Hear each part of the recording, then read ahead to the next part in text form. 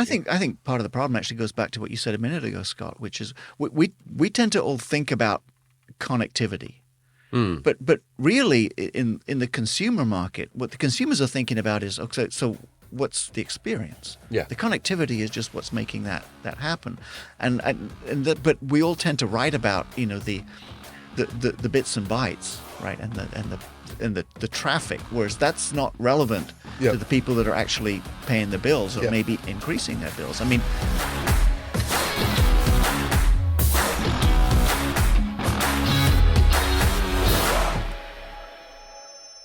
Hello and welcome to another Telecoms.com podcast. Ian and I feeling a little bit delicate today because we're out with the CC Group's traditional pre-Mobile World Congress drinks, and I got home about 1:30 in the morning. Yeah. So Did you there's get a taxi then? No, we managed to get a train, but then I think Andrew got the train back with me, but it didn't go all the way to his place, so he had to get an Uber after that. But it presumably only cost him sort of 10, 20 quid or something. Anyway, and before I go off on one of my tangents, TM, I should say that we've got our first very special guest of the year, and he is very special, a long-time listener and long-time someone that we've both known for ages, Charlie Ashton from Napatech. Thanks a lot for coming on, Charlie. Welcome. Well, thanks a lot. I've been looking forward to maybe one day getting an I invitation. know, it's long overdue. It's great to be here. So you've used the T word already. Yeah, well, that's why I said about- tangent TM. I was kind of being deprecating there. What was I going to say? Yeah, actually, and we should, before we go into any other stuff, we should say that Charlie's done very well on the bribes. First up, we've got some chockies here, Enstrom. So Charlie's, you got a mid-Atlantic accent, but you lived in the States for ages, haven't you? Oh, it's been a long time. But you're English originally. Absolutely, I'm a proud Yorkshireman. Yeah. Proud Yorkshireman. But so you brought stuff over from the States. This is Enstrom toffee and confectionery. If toffee is not confectionery. Is that a separate category all to itself? Assorted chocolates, milk and dark chocolate. Let's have a little butcher's. Can I have one? Oh, that looks very they nice. look nice. So Smells good as well. I should tell you the story about why I brought. Yeah, go ahead, mate. Because I think Sure. You can have one if you want. it's easier to get bribe of the week, right? But I want bribe of the month. Yeah. So I also brought some beers, as we're going to find out in a minute. Well, do you know what? I mean, you needn't have tried because you're the only guest we've got in January, so you've won bribe of the month just by bringing a packet of crisps. But anyway. We'll give them back then. So the beers that I brought are from various microbreweries from throughout Colorado, throughout the whole state. But the city that I live in, Grand Junction, is actually famous for this company, Enstrom's, which is pretty widely known, certainly in the U.S., as having great toffee and great chocolate. So first I was going to bring toffee, but then I'm thinking, we're going to be on a podcast, we're going to be talking. It could be really amusing for somebody to, have a nice bite of toffee right before they're supposed to be talking. But maybe it's a little Let's start throwing questions at Ian. Yeah, exactly. maybe it's a bit safer to bring chocolate. So anyway, that's why I brought the chocolates. So talking about it, you've really good. Outdone yourself. You brought all these over from the States in a cooler, and I think they're all different ones, but I'll get. Oh, and then they are still nice and cold. Actually, they should be. I could have saved myself a quid on that ice. Those chocolates are really good, by the way. I can't believe you ate it in one bite. Me? Yeah. That's got to be done. Oh, wow, they're big daddy cans. Look at this. Oh yeah. Wow. What is that? That is. That's even taller than It is. We get 440 mils. 500. 7% alcohol. Why do people keep doing this to us? Because it's going to make the conversation much more interesting when we talk about all these Go on, then. boring I don't telecom. even say what the volume is. Have you had a Isn't that beer weird? today already? The Yanks aren't bothered about putting the volume on the tin. No, I haven't had a beer yet. So this is just one. This one's called Juice Drop Hazy IPA, and it's 7%. Breckenridge Brewery. Are these all Breckenridge? No, they're from all over Colorado. You have me at There's, hazy IPA. Look at the state of this. Upslope Double West Coast Style IPA, 9% What's going on, Charlie? The 7% one's the weakest one. I know, I've got a I'll hang have on. I'm pretty sure you told me bring some interesting beers. They're certainly interesting, mate. Oh, they do fluid ounces. This is 19.2 fluid ounces, which means nothing to I thought me. you were going to say 19.2%. That's like a pint and a bit. It's Yeah. good for you. 5.3%. I might have that. Yeah. This is 90 shilling ale. Have you taken the only one that's below 7? Well, no, there's loads in here, mate. He's brought 12, Blimey. and they're all different. Yeah. We got Car Camper Hazy Pale Ale from the canned by Great Divide Brewing Company, Denver, Colorado. And that's only 5%, so I might have a start. Well, Charlie, do you want a beer? Absolutely. Why don't you? Well, you know So them. I'm going to Let's see have... which one you pick. You got to have the 9% I'm one. going to have... Wait. Charlie should have one of the UK ones because he doesn't get those. No. Well, it's up to him. But I mean, Yeah. these are here and they're cold. Yeah. Right. Yeah. Charlie and I have already been to the pub, but we didn't actually have a beer there. Of course not. No. Well, So I'm going to have Are you all right? the Avalanche Amber because that's my favorite. That Car Camper because it's only 5%. You pick one, Ian. Thanks very much. And- You left the 7% ones to me. Have a little look. This one is... I can't see anymore. So while Ian's 9.5. trying to read he's trying to read the small print. Actually, my wife Janice gets a lot of credit for the beers being all different and being cold and being in one piece because it's actually really hard when Thanks, you go Janice. when you go to the liquor store. It's really hard to buy single cans of beer, Right. as opposed to like 6-packs or 4-packs. But she found a liquor store that sells these, and then she figured out how to get that little cooler with the nice handle on that I could take on the plane. Cool. And finally, she figured out how to get a strap one? to put around it, so it's not going to fall apart when the baggage handlers are throwing it Well, around. thank you very much Thank you, collectively Charlie. for This making is, such a big effort. this is a lager. You definitely get bribe of Actually, the month. Do you have one of the regular ones that you brought? Do you have? No, I didn't bring any. Okay. Because I knew we had some spare. Do you want one of these? You want one of these? Yeah. Like, yeah, I think that's not lethal. There's only 9% ones. Really? Yeah. This one's 4.5. But Let's say it's a lager. You don't Palisade like lager. Peach Wheat. What is that? Yeah, that's good for him. Let's see what the damage is on that one. It doesn't even tell you. If you have to ask, you can't handle it. It doesn't seem to say what alcohol it is. Well, let's roll the dice. Yeah, do you want to give it a go? It must have it somewhere. No, it says 19.2 fluid ounces. Maybe that's the percentage. Just you see if you can find It'll be fine. I've drunk that and driven home a little bit occasionally, slowly. You realise we're recording, don't you? Cool. Colorado State Police will be listening to their Telecoms.com podcast. Yeah. I don't and think they're then big subscribers. coming out. No, probably. Well, not. let's crack them open anyway. All right. So it's interesting. Is that even legal that they're not showing the? It doesn't seem to be there, does it? I'd worry about that if it's not on there. By the way, cheers. Okay. Cheers. Yeah. Cheers. Oh, Let's, that's nice. have you on at last, Charlie? It's great to be here. Didn't this podcast actually start back in like 2016 with something called Something Wireless Week or something or other? Seems like it's been a no, long we time. used to. Weekend Wireless. Yeah. Well, my predecessor. Oh, they're at the top. 5.3. Yeah. Yeah, you're going to live. My predecessor used to do a weekly sort of satirical or like tongue-in-cheek news roundup called A Week in Wireless. That's it. But we started doing this pod. It couldn't have been that much longer after Informal Acquired Light Reading. So I think it was in 2016. Wasn't it? 2017 we rebooted. Oh, okay, fine. It was. I can't remember his name now. Who instituted it? Tim Skinner. Tim Skinner. Yes. Yeah. Before he went to work for Time Out. Yeah, and I'm not sure what he's doing. He's still living in Dubai, I think. Right. But I think last time I heard from him is everything's going well. I think he was even doing something for the Beeb or something. Well, he went into becoming a fitness trainer. As well, yeah. He seemed to be doing various things, but Yeah, hasn't he got a LinkedIn profile with him on like a Peloton or something?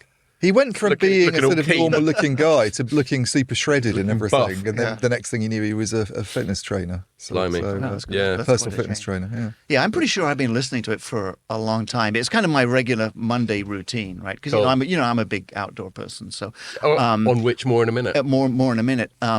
So typically, I'm either bike riding or hiking, and I need something, to distract me from the pain of doing those things. Keep it something. And so this is my regular Monday distraction. Cool. Yeah.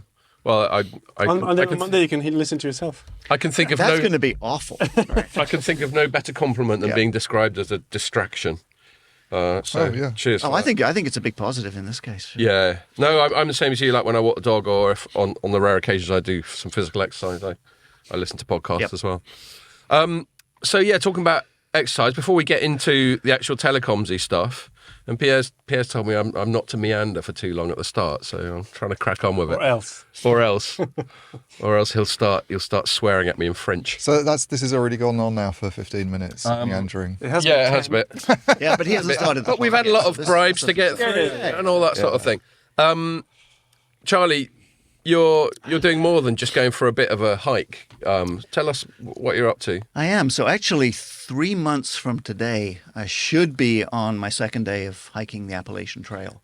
Right. So just for those of the listeners that don't know what that's about. So the Appalachian Trail is a hiking trail in the eastern United States. It goes all the way from Georgia to Maine.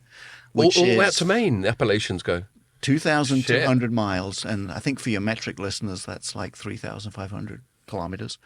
And it's a hiking path that basically goes all the way through the mountains, all the way up. And it's uninterrupted for these. It's uninterrupted for these thousands of miles. Yeah, and so like almost 5 years ago, I quit the job I had at the time and set out to try to hike that whole trail, which was fantastic for 567 miles.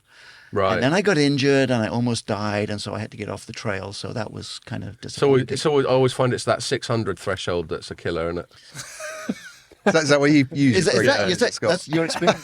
Definitely. Okay. Once you break through that barrier, you're in the home straight. Okay. Well, I'll look forward to that home straight. So anyway, pretty much ever since I got out of the hospital, So what did you do? Did you say you broke your ankle? No, I did a couple things, and actually it was. I guess this still comes out of our 15 minutes, but it was very good in hindsight that the two things happened at about the same time. So first of all, I'm walking along one day, quite happy, fell down, cut my head open, broke my sunglasses and everything. That was not a big deal. And I went to the hospital and they patched me up. And I got back on the trail a few days later, and I'm walking further north. I've probably gone about 30, 40 miles since then. All of a sudden, I feel this really piercing pain in my ribs. And it's pretty obvious to me that I had cracked a few ribs when I fell over back a few days ago, but it was taking a little while for the crack to open up. And that got to the point where I really couldn't carry my backpack, and I had to put up my tent with one hand, which was kind of interesting. So at that point, I knew I had to get off the trail because broken ribs take forever to heal, right? So I backtracked, and then I hitchhiked for a day to get to a town. You had painkillers with you at this point? Any painkillers? Yeah. Oh, I was living on painkillers. Oh, yeah. So, I hitchhiked to a town. I rode Greyhound buses for a day, and then finally flew home the third day. And so right around the time I was getting home, I started to notice that my right leg was swelling up, which is a little bit alarming. It's not what you want. Yeah, so first thing next morning, Janice takes me to our local emergency room, and we talk to these doctors. The first doctor goes, oh yeah, that's the worst case of, cellulitis, which is kind of an infection that I've ever seen. You're going to lose that leg. Oh, fucking hell. That's not great. Can we get a second opinion? You know what I mean? So he brings his buddy in. His buddy goes, yeah, but that's going to spread to your heart. And I'm like, oh, this really is not good. I didn't really want that second opinion. Anyway, cut a long story short. And then a third bloke comes in and just shoots you. Yeah, right. So after that, we quit asking for opinions and, got on the IVs and things. So anyway, cut a long story short, I still have two legs. Yeah. My heart is still more or less functional. So so cut a long story short, why were they so wrong? Were they just shit doctors? Because I'm just a Superman. And, you're just awesome. They didn't count on the Charlie Ashton. He beat it with the power of awesomeness. Pretty much. But anyway, sorry. Cool. So ever since I got out of the hospital, I've been sort of plotting, okay, I need to get back on the trail and finish it. And for various reasons, I decided, okay, this is the year to do it. Right. And I was really surprised because, when I let Napatech know that this was my plan, I was kind of expecting them to just show me the door. Yeah. And no, they actually said, okay, so you should go do that, and we'll hold your job open for you until you get back. Which was nice one, Napatech. Really nice. Kudos for that. I think what really happened there was they're worried that one day Napatech gets invited back on the Telecoms.com podcast. Right. And nobody else wants to be in the hot seat.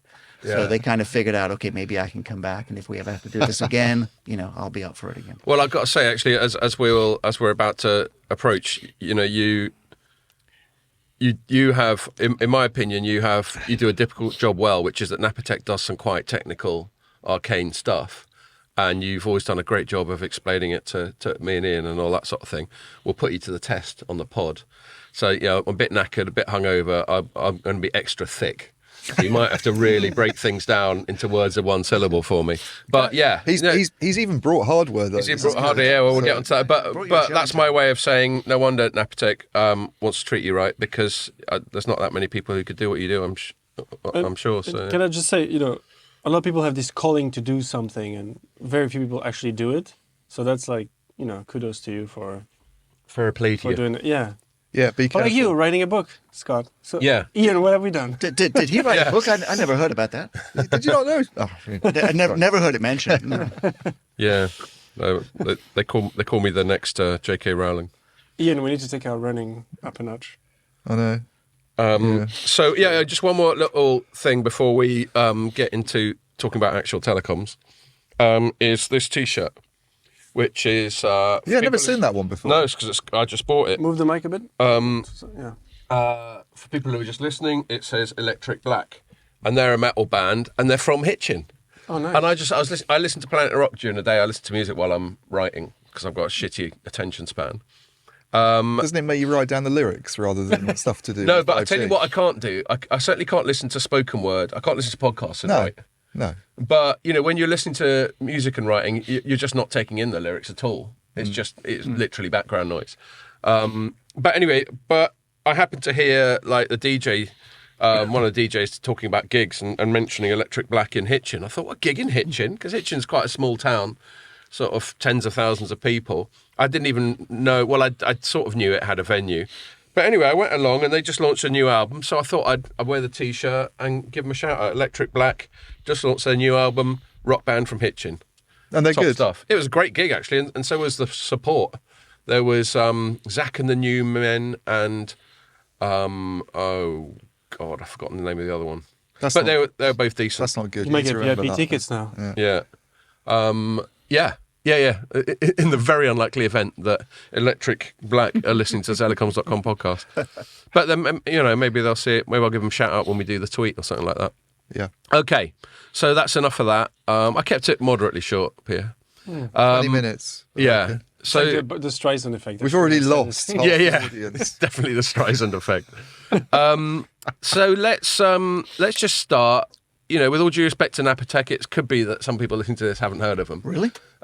So why don't you just take it from the top, Charlie, and tell us what Napatech does and why you are therefore on the Telecoms.com podcast, other than the fact that you bribed us handsomely. Oh, yeah, I thought that was the reason. I thought it was the beer and the chocolates and the Appalachian Trail story. So Napatech is a technology company that's based in Copenhagen, Denmark. And actually has been in business for a little over 20 years. It was founded in 2003. So we had our 20th anniversary celebration last year, which I wasn't able to attend.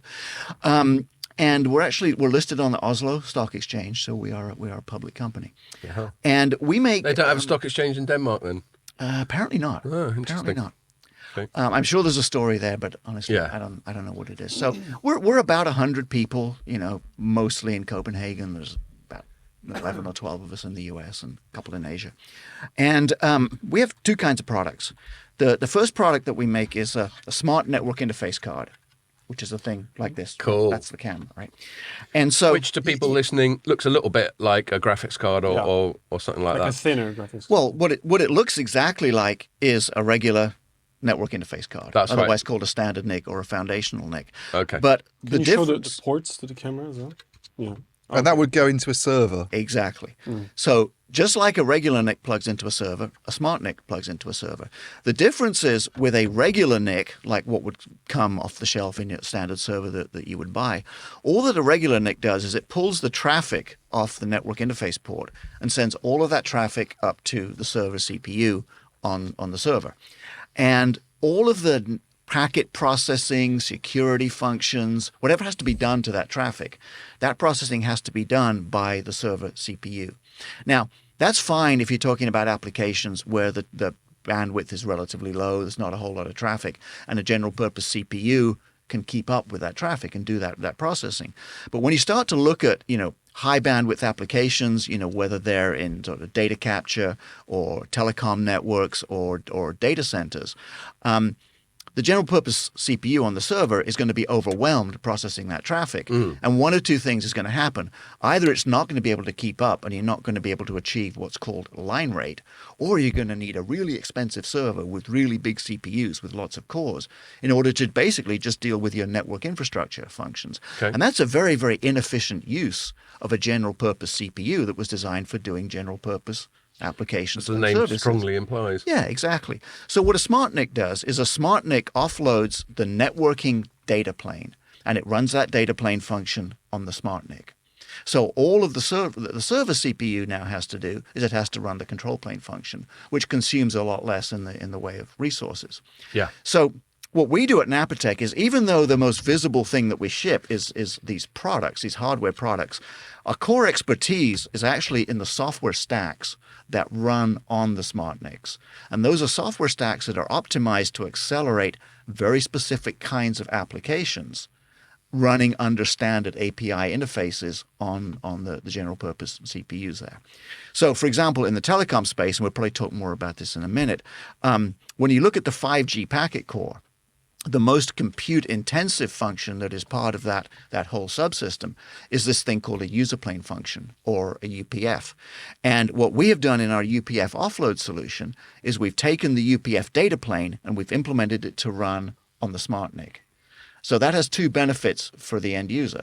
First of all, they're able to achieve, line rate traffic, which in the case of this card is a dual 100 gig traffic. And actually in our newer card, which I didn't bring, we can do dual 200 gig traffic. So you can achieve very, very high line rate bandwidth. And at the same time, you don't need big, fancy, expensive server CPUs with lots and lots of cores.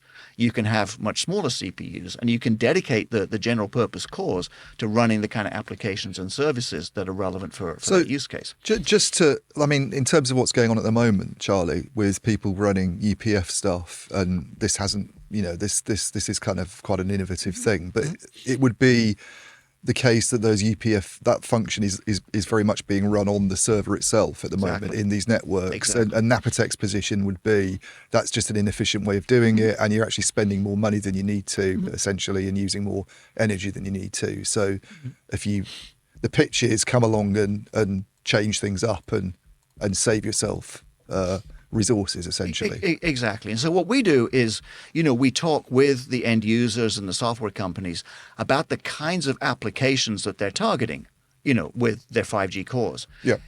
And we do the analysis for them. And if it's a low bandwidth application and you can deal with it all effectively with a small footprint server, cool. We don't actually bring any value with this kind of technology.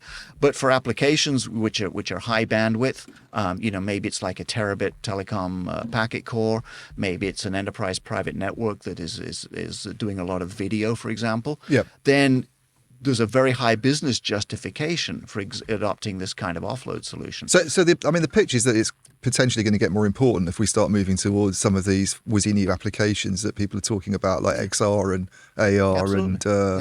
And some of the AI stuff that people are getting excited about. Exactly. In fact, we have one company we're working with right now, and their whole focus is private networks that are optimized for video intensive applications, whether that is camera monitoring or industrial AR or VR, and they have really high bandwidth traffic that they have to process, and they don't want to buy any more servers than they have to. I mean, that's just a sunk cost in terms of capex and opex for them. So they're very excited about this solution, because essentially they can go from implementing their private network in a rack of servers to implementing it in a box. Is there anyone else doing it? Because you wouldn't necessarily expect this 100-person company from Copenhagen to come along and try and find a fix to this. You might think that some of the big guys, the brands that we know, would sort of be all over this issue, I guess. But what are you seeing in the market in terms of what's happening competitively against you? So probably the closest competing solution is from NVIDIA, through products that they acquired with Mellanox.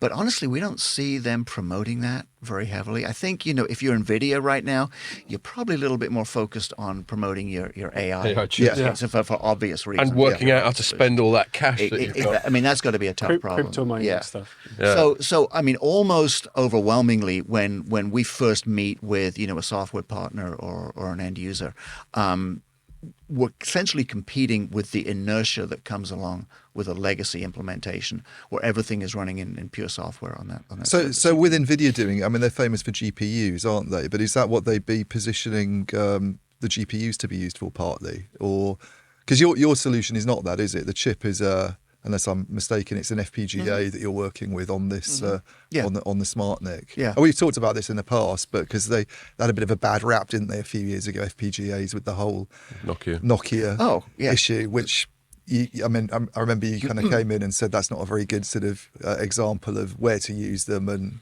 without really knowing what went on with Nokia's kind of problems with them, they undeservedly perhaps got a bad rap after that, I think. But why do you think that they kind of are a good way of dealing with it, and where does Napatech kind of come into that technology? So there's a number of advantages for using an FPGA architecture for this kind of data plane application. Yeah. The first one is you can extract really, really high performance out of that FPGA as long as you have the very specialized expertise to program it correctly and develop, not only the firmware that runs on the FPGA, but also the complete software stack that interfaces with the host application. And we just happen to have, most of those experts in the world work for Napatech. Yeah. One of the things I hadn't realized till I joined the company is Copenhagen, it turns out, is sort of a center of excellence for FPGA programming, and bizarre, most of it work for us. But that's a very, very important differentiator for us, because when a customer buys one of our solutions, they don't know there's an FPGA on that card as opposed to any other technology. Yeah. They get a card that they plug into a standard server slot, and they get a driver that interfaces with their standard API. And once they download that driver and install the card, then their application is magically accelerated without them having any idea what's going on under the hood. The other big advantage of an FPGA as compared to an ASIC is that obviously it's reprogrammable. Right. So the functionality and the performance of an ASIC never get any better than the day that chip was taped out. So ASICs, just to be clear, are the things that people like Ericsson would churn out at great expense. Exactly. Yeah. It's a fixed function integrated circuit, an application-specific integrated circuit. There we are. I was going to say, let's expand the acronym. Yeah. Application-specific integrated circuit as opposed to field programmable gate array. Gate array. That's very good. I was getting there. You're doing good. Yeah. It's not bad for a hungover Friday. So, but that's a very key point. I mean, it costs us, a fortune to develop a chip, and every time you tape it out and you take that to a new fab run, I mean, that's tens of millions of dollars.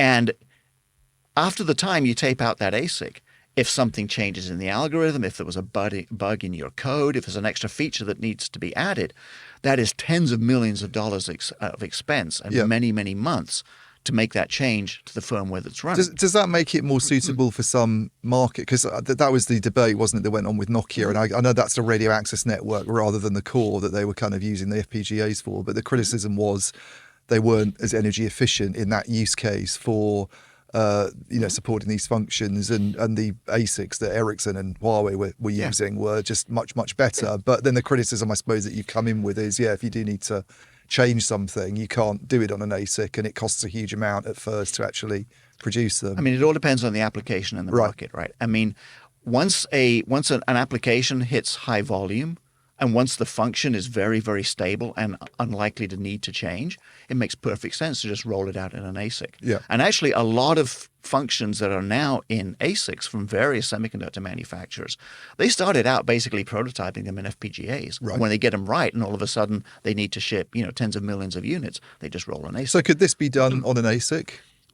Would it just not make sense? It could, but one of the things that we've noticed ever since we rolled this out is, even though UPF is a 3GPP standard in theory, every company has like little minor variants as to how they implement that. Right. And there are a lot of incremental features that we've actually implemented for our software partners and that they can then take advantage of. And we're able to do that very, very quickly. We just spin another software release and put that out there. Because again, an FPGA is fully reprogrammable. So even once these cards are in the field, we can push upgrades to our partners, and they can upgrade their systems, in the field at no cost. So we consider that to be a massive advantage. The fact that we can listen to our customers and we can listen to new developments in the industry. We can very, very quickly, respond to implementing those new features in our code, and then they can take advantage of them. Yeah. Also, of course, when you're in the early days of this kind of a project, it's inevitable that when you first do a software release, there's going to be a bug or two, maybe three on a bad day. Yeah. And, when especially in the first year or so, when we were working with our initial partners, anytime they would report a bug, we would analyze if it was real. We'd fix it and we'd push a fix out to them, and maybe in the space of a couple of days, now they have a fixed code. So those are really the main advantages that our customers are getting from this.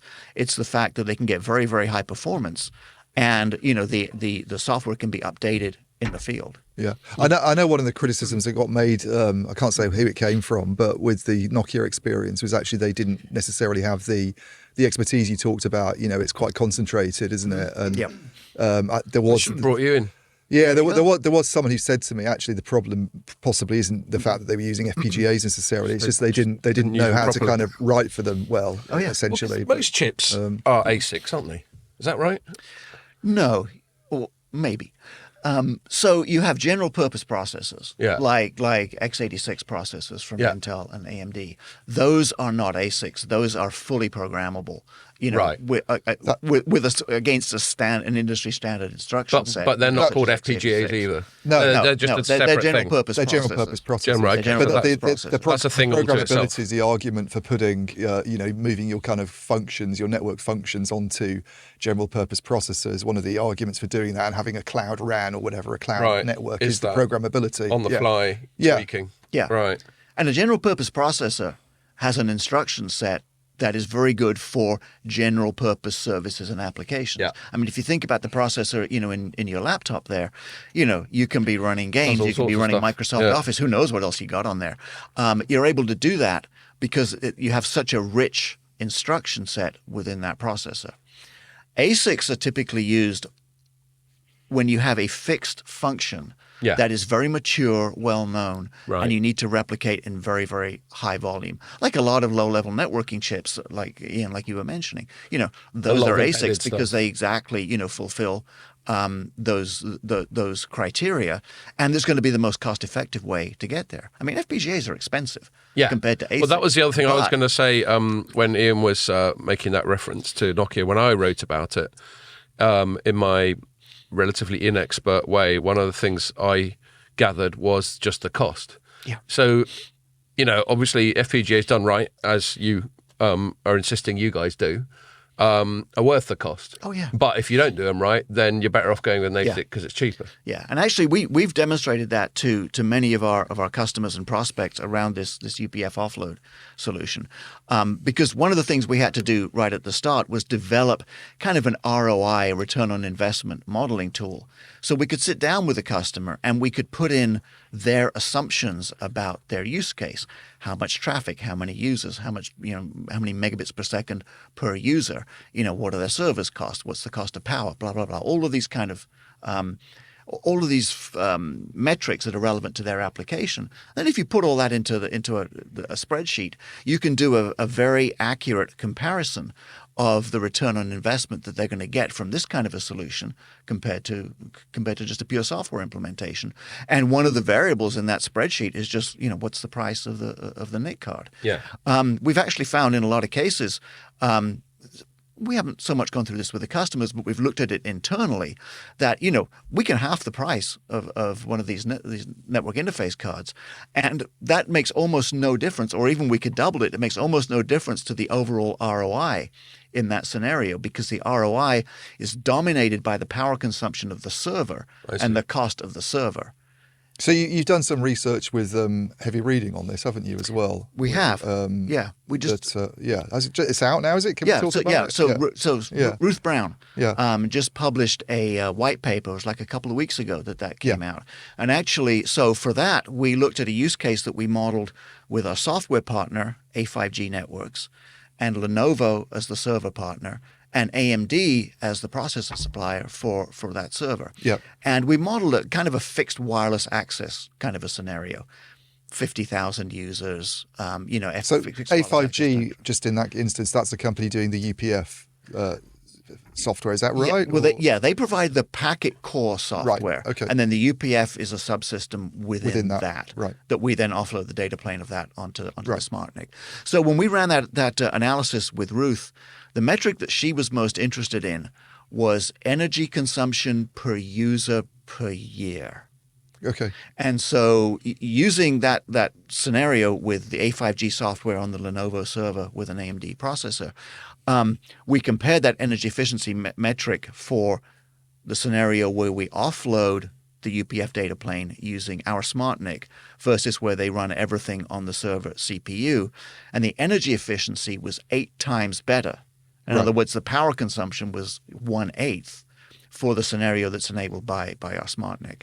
So obviously, if you're a telco and you're looking at these enormous energy bills, infrastructure power consumption is actually a significant portion of your OPEX. And if you can cut that infrastructure power consumption by a factor of 8, that's a very significant ROI for the telco.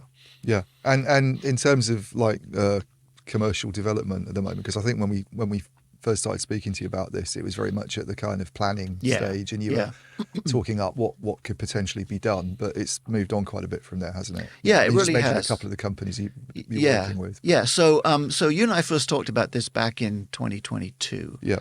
And, for us, that was really the year of getting the technology developed and solid and first out there in the market. And when we first engaged with some ecosystem partners, both on the packet core software side and also on the server side. That was kind of 2022, get the technology out there.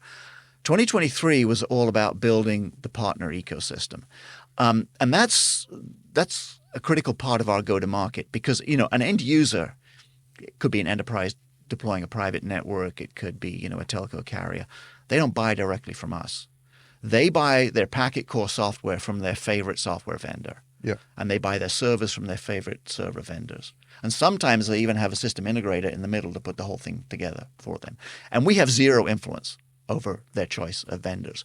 So what we have to do from a go-to-market point of view is we have to partner with those software companies and server companies and make sure that our solution is cleanly integrated with their products so that then the end user can continue to buy from the vendors that they prefer, but they can realize all the advantages of this kind of technology. Right. So anyway, that's kind of what we were doing in 2023 was we were engaging with ecosystem partners and starting to help them bring their products to market.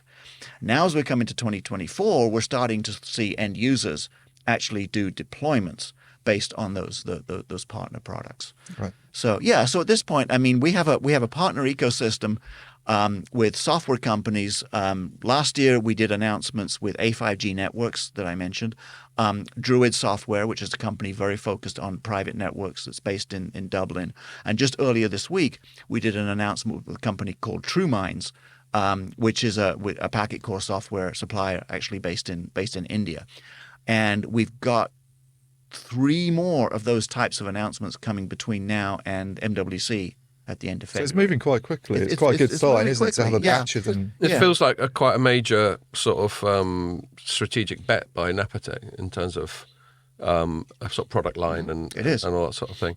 And if it comes off, it could be a major win for the company. So fingers crossed for you on that one. Yeah. And also it requires a fair amount of patience. Yeah. This is telco, right? We know how long things take in the telco world. So when we started making this investment back in 2021 was really when the R&D effort started. And here we are 2024, and this is when we're first going to see some deployments. So, our investors and our management team has had to have a certain amount of patience. Yeah. In terms of the impact on the company's financials, if it does take off, it's a whole new product line that's almost as big as what you're kind of already in, or maybe even bigger. Because we didn't really talk about what they do at the moment in terms of legacy business and what Napatech does. So Napatech has a legacy business basically for most of the past 20 years, all around data capture. Yeah. If you think about applications like, test and measurement, and various, financial systems, sort of like around high frequency trading, a lot of government applications that we can't really talk about. There are a lot of use cases. What you need to do is you need to be getting traffic off the network at a very high line rate with guaranteed zero packet loss, guaranteed latency, and bringing that traffic up to the server to interface with, maybe a security application or a capture and analysis application. So that kind of data capture business, that's been our bread and butter for 20 years. And FPGAs are used there. That's where the expertise comes from, is working on them in that sort of context, really. Exactly. Right. All of our products are based on FPGAs. And we also have a new product line that we just announced with Intel last year, which is called an infrastructure processing unit. Right. And I don't have a show and tell for that because it's bad. There's lots of pictures of them on your website. There are lots of pictures on our website. If you like a bit of sort of electronics porn, go to the Napatech website. Thank you, Scott. Can we TM that? Because I think that's a good one. So the reason I didn't bring a show and tell for the IPUs is... Whoa, look at that. Sorry, go on. No, you wouldn't believe the amount of time I've spent explaining SmartNICs to security people in airports. Yeah, indeed. And I don't even want to go to the trouble of trying to explain an IPU because I'm going to miss a flight sooner or later. But let me just explain what an IPU is. An IPU is a solution that combines an FPGA-based SmartNIC along with a general-purpose processor, like a Xeon processor, for example. And why do you have both of those on the same offload solution? In a lot of data center applications, you want to not only offload your networking data plane, but you also want to offload control plane functions so that all of the CPU cores in your server CPU are available for the tenant applications. Okay. So it's going even further in terms of what you're moving off the processor, basically. Exactly. Yeah. So if it's an infrastructure as a service business, for example, in a data center, you want to be able to rent out the complete CPU to your tenants. You don't want to have some of that CPU consumed by running network infrastructure functions. Okay. So we announced a partnership with Intel last year. This is? It looks the same. It's similar. That's an NT100 and that's an NT200. Okay. So I just pointed to Charlie to something on their website that looked just like the bit of kit he brought in. Is the IPU that you're doing with Intel, that's the same part of Intel that you'd be working with on sort of FPGAs? Is that the same sort of unit? It's what's called a programmable systems group. Which is actually being kind of moved into a separate kind of entity, isn't it, now? Yeah. It's the group that they originally acquired from Altera a few years ago, and then they just announced recently. Move a little bit closer to the mic. They just announced recently that that's going to be spun off into a separate company sometime fairly soon, which is really exciting. And so we partnered with Intel last year. They were looking for a company that could bring complete hardware, software, IPU solutions to market, because that's not what they do. They come up with reference designs, both on the hardware side and the software side. So we started a partnership with them over on what's called their Oak Springs Canyon platform. And we bring that to market. They have these lovely names, don't they? Sapphire Rapids and stuff. They have really, really good named after. They really do. They look named after places that rich people live in. That sounds very nice. It's like, what is it? Oh, they're named after golf clubs or something. The Walnut Creek card. Yeah. Well, actually, the one they had before is called Big Springs Canyon, and I made a big deal one time of hiking to this place called Big Springs Canyon, which is in Canyonlands National Park in Utah, and taking some pictures there. That's what you should do. Do you know what you should do? Instead of the Appalachian Trail, do a Intel codename hike. Yeah. Hike all of their random gaffs that they've named chips after. Anyway, sorry. How about maybe we do that next? Yeah, that's okay. A very good idea, Scott. Provided your leg doesn't fall off. I was going to say, when I come back with 2 legs and a beating heart, then maybe we'll think about that. Really good idea, thank you. Yeah, thanks. Anytime, mate, anytime. So just to complete the story on the IPU, which is the second half of our business. So basically we did a deal with Intel whereby they provide us with their reference design for the hardware, and they provide us with reference code that they've developed for certain workloads, and then we productize all of that so we can now deliver complete integrated solutions.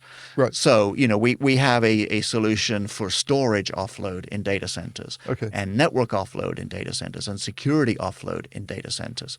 And then we have a go-to-market partnership with Intel whereby they go out, to all of the folks that they know in these companies, and they uncover opportunities and bring them to us, and then we fulfill those opportunities with production quality hardware and software. So is the IPU stuff at a kind of younger, an earlier stage than the FPGA type UPF offload side of things? Or and again, there's still an FPGA in the IPU. Yeah. There's an FPGA plus and a processor. And a general purpose processor. Yeah. Right. But yes, it is. So the IPU, we announced the IPU agreement with Intel last year, and we're just now shipping the first units this month. And is there an equivalent thing? Because I think you're also working with AMD, aren't you, to some extent? Do they have a similar thing? Because they're quite similar in a way with the Xilinx acquisition, aren't they? That they have that business that was very well known, I think, for In fact, that's pretty much all Xilinx did, wasn't it? FPGAs, really, before they got bought. There's a Xilinx inside that thing I just showed Charlie a photo of. That I thought was the same as the card he brought in, which is very similar. You can see it right there. See, right there. Are they talking about similar types of solutions? And IP uses very much a sort of Intel thing, but is there kind of a interest on the AMD part in that kind of opportunity as well? This kind of combined FPGA and processor side of things. So you're right. So some of the smart NICs within our overall portfolio are based on Xilinx/AMD FPGAs, and then others are based on Altera/Intel FPGAs. Yeah. And we're talking to. I mean, we have very close strategic partnerships with both of those companies, and we're always talking to them about what we might do in the future together,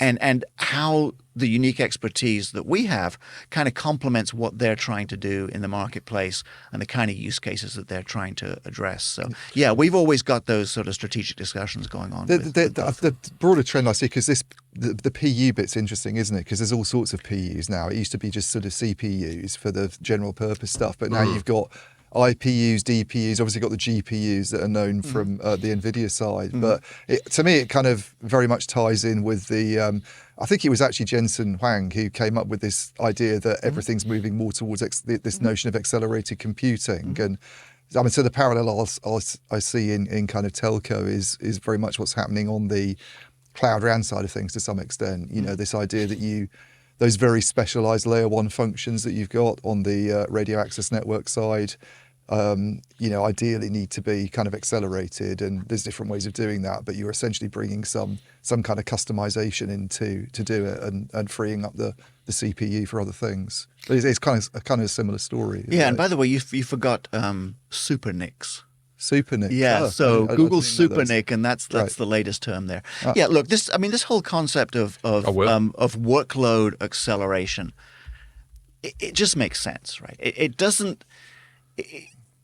It's not sensible to have a general purpose processor used for specialized functions, especially when the bandwidth requirement is so high that it means you're going to need a prohibitively large number of cores. Yeah. I mean, if you think about back to the early days of, if we bring it back to telco, think about the early days of network functions virtualization, right, or NFV, back, when did that start? 2012. 2012, I think. Yeah. So you remember in those initial NFV meetings, what they were talking about was all of these network functions are going to be hosted on, quote, commodity servers. Yeah. And what they meant by that was that you're going to use exactly the same server as you buy, for your data center to host Salesforce. Yeah. You're going to use those for hosting network functions.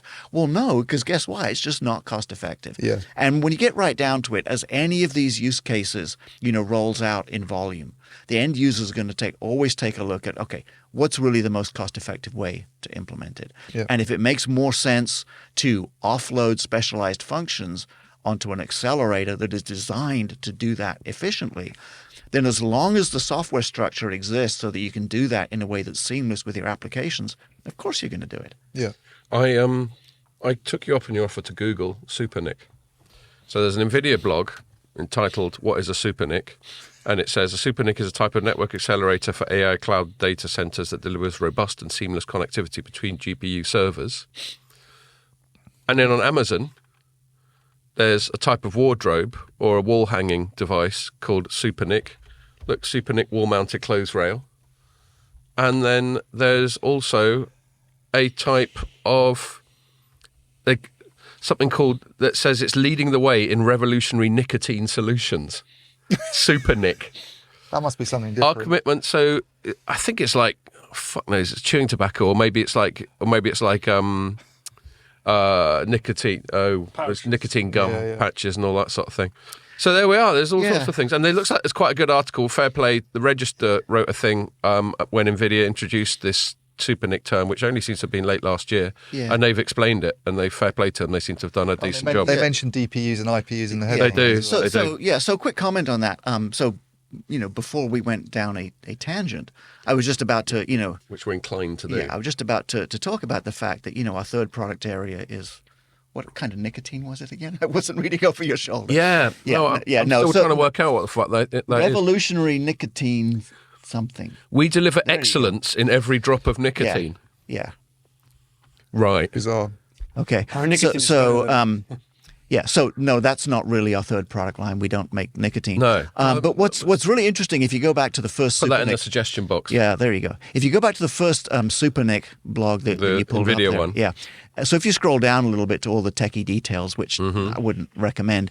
Don't worry, mate. Every one of the functions and features that are listed under that SuperNIC blog are things that we have implemented for many years in our smart NICs and now our So IPs. you're basically saying, welcome to the party, pal, to NVIDIA. Welcome to the world of branding. Yeah. It's pretty much interchangeable. You can call it an IPU, a DPU, a SuperNIC. It's all about workload acceleration. Okay. And that's what we do. I've got a couple of other questions, and then if you've got anything else to add, or Ian's got any other questions, let's sort of move it along after that. Yeah. The FPGA thing. So you're saying, and I say you're saying, but I obviously believe you that Napatech's got many of the sort of world's experts on programming FPGAs. It's slightly sort of devil's advocate question. If FPGA is such a good idea, why isn't it bigger? Why is just a 100 headcount Danish company one of the few that specializes in it? You would have thought, given that it's a fundamental subset of processing of semiconductors, that it might be a bigger area of business. Why isn't it? Why aren't FPGAs on the whole bigger than they are? Well, FPGAs are used in a wide variety of vertical applications. I mean, all over the market. Basically, anywhere where you need. So they are bigger. I just didn't realize. Yeah, anywhere where you need, high performance processing and the ability to update the code quickly, or maybe to prototype the code or to try out, new algorithms or whatever. FPGAs are massive. I'm not trying to back you into a corner, but can you think of any examples that I'd be able to get my head around where I'm likely to encounter them in the real world? Oh, I mean, so other than networking, which is what we're focused, maybe we'll come back to that in a minute. You're going to see FPGAs in a lot of image processing type applications. You're going to see them in a lot of AI type systems. Anywhere where maybe the algorithm isn't completely stable, or you want the ability to update that algorithm frequently, that's where you're going to see FPGAs. And if you look at the business that Intel has and AMD has in FPGAs, those are enormous businesses. Right. Okay. So we play in a very and AMD's is mainly Xilinx, which was an acquisition. Is that right? Yeah. Exactly. And Intel's is Altera, which was an acquisition too. Yeah. Okay. We play in a very specific vertical market, which is networking infrastructure. So it's fair to say that the FPGA expertise, there are other people doing it, but the bit that you're in is where there's this concentration of expertise in Denmark. Exactly. Yeah. Right. I hear you. Yeah. Right. Okay. And then I've got a facetious question, which is, in your logo, why have you got colons and semicolons dotted around the place? What's the point of that? Oh, that's way above my pay grade. Now you're talking branding. So when you look it up, if anyone's listening, you look up Napatech, and they got Napa and then a colon and then tech and a semicolon at the end of it. Perhaps it's just a Danish thing. But that was it. Those are the only questions I had. Did you have any more? Charlie, you just alluded to something else that you wanted to mention a minute ago. When I was asking you about FPGAs, you said, maybe we'll come on to this. Oh, yeah. I mean, that was more, I was going to talk about the segment of the market that we play in. Right. Which, like I said, I mean, we play in a very specific segment of networking infrastructure. So our expertise is in taking networking protocols and packet processing protocols and porting them to run on FPGAs with host software stacks, that provide that interface between the FPGA firmware and the host application. Why is it that it's been sort of Denmark that's kind of been ahead of the curve in that area? It's a bit strange, isn't it? It could be like an academic thing. It could be that they got university. Yeah. You get like some UK universities that are really into mobile, like Surrey. Yeah, I mean, you go to Oulu in northern Finland, and the university there is obviously famous for radio stuff. Right, and you think that's kind of obvious, there's this history with Nokia, but it's kind of curious. There's this thing that Denmark's particularly kind of known for, this area. Do you need FPGAs to make Lego? Maybe that's it. That's what I should have brought for a bribe of the month, isn't it? Some Lego. Some Lego. Lego beer. Yeah, I mean, some of those, really cool new Lego sets that you can get. You can get ones that are supposed to represent networks, I think now. Lego sets that are based on, yeah. I'm sure I saw something on LinkedIn where it's like, here's a 5G private network in Lego format. And it's actually a Lego set of bits of base stations and stuff. And no kidding. Yeah. Well, so if you ever invite me back, to tell my Appalachian Trail story. Yeah, definitely. I'll bring some genuine Danish Lego from Denmark. Yeah, the last person we had on who was from Denmark, he brought a lot of good beers, but he also brought some Carlsberg, which still hasn't got drunk. What do you think of these, by the way? I think they're really good. Yeah. So this is just a classic, like, American pale ale type of thing. It's even got that slightly soapy, hoppy thing that you get with a lot of hoppy. So mine's a lager. Yeah, how is it? Well, it's a lager. But is it a good lager? Or is it, as far as you're concerned, a lager's a fucking lager? I find lager's quite a generic beer, isn't it? Yeah, it is. But there's a difference between like Carlsberg and Staropramen or something like that. Yeah, well, I think the best lagers in the world come from Central Europe and Eastern Europe. Czech and... I said, God, I spoke to your colleague who's from the Czech Republic, and I just somehow lapsed and called it Czechoslovakia, and she was like, "Nah, it's not that, mate." She corrected me on that. Not anymore. Yeah, the Slovaks don't mind when you call it Czechoslovakia. Yeah. Maybe the Czechs do. I don't know, but Czech's the bigger half of that division, isn't it? Yeah, I mean, population, my understanding GDP of it, I think it was mainly the Slovaks that were pushing for a kind of breakup. Oh, okay. Because they felt so. This is another tangent, yeah. TM. But they felt that a lot of if you look at the shape of the country, it's like that, and Prague's right over on the towards on the sort of western side of it, and there was a feeling that it's like you're a long way from government, and all the funding went into infrastructure projects in the west, and Slovakia had this reputation as kind of like a backwater that a bit like Wales. Yeah, but there was never any acrimony. It wasn't like what happened in Yugoslavia, which is obviously bad. Yeah, it was never it was never like that. Can we have a lecture on Yugoslavia now? Yeah, so basically... Balkanization. I have one more comment. I know what I was going to say earlier. Yeah. So just to sort of tie what we're doing to sort of maybe the bigger macro picture in telecom right now. So we all know what kind of a year 2023 was for telecom, right? I mean, it was all about... That's going to provide good segue into the next segment. I mean, it was all about, massive financial losses and layoffs and just this total focus on operational cost reductions. Yeah. What we're doing ties into that perfectly. That's your core ROI pitch, isn't it? It's a key part of it. Yeah. But with the telcos are so focused on cost, and especially focused on OPEX, which is 4 or 5 times CapEx, then the kind of improvements that we can provide in terms of OPEX, partly in terms of energy efficiency and just partly in terms of reducing the number of servers that you have to deploy to support a given subscriber base, the benefits that we deliver there are just even more important now, given all the stresses that the telcos are under as they're looking at their finances. I think the point that you just made there is really interesting about OPEX being that big compared to CapEx, because that really gets overlooked, doesn't it?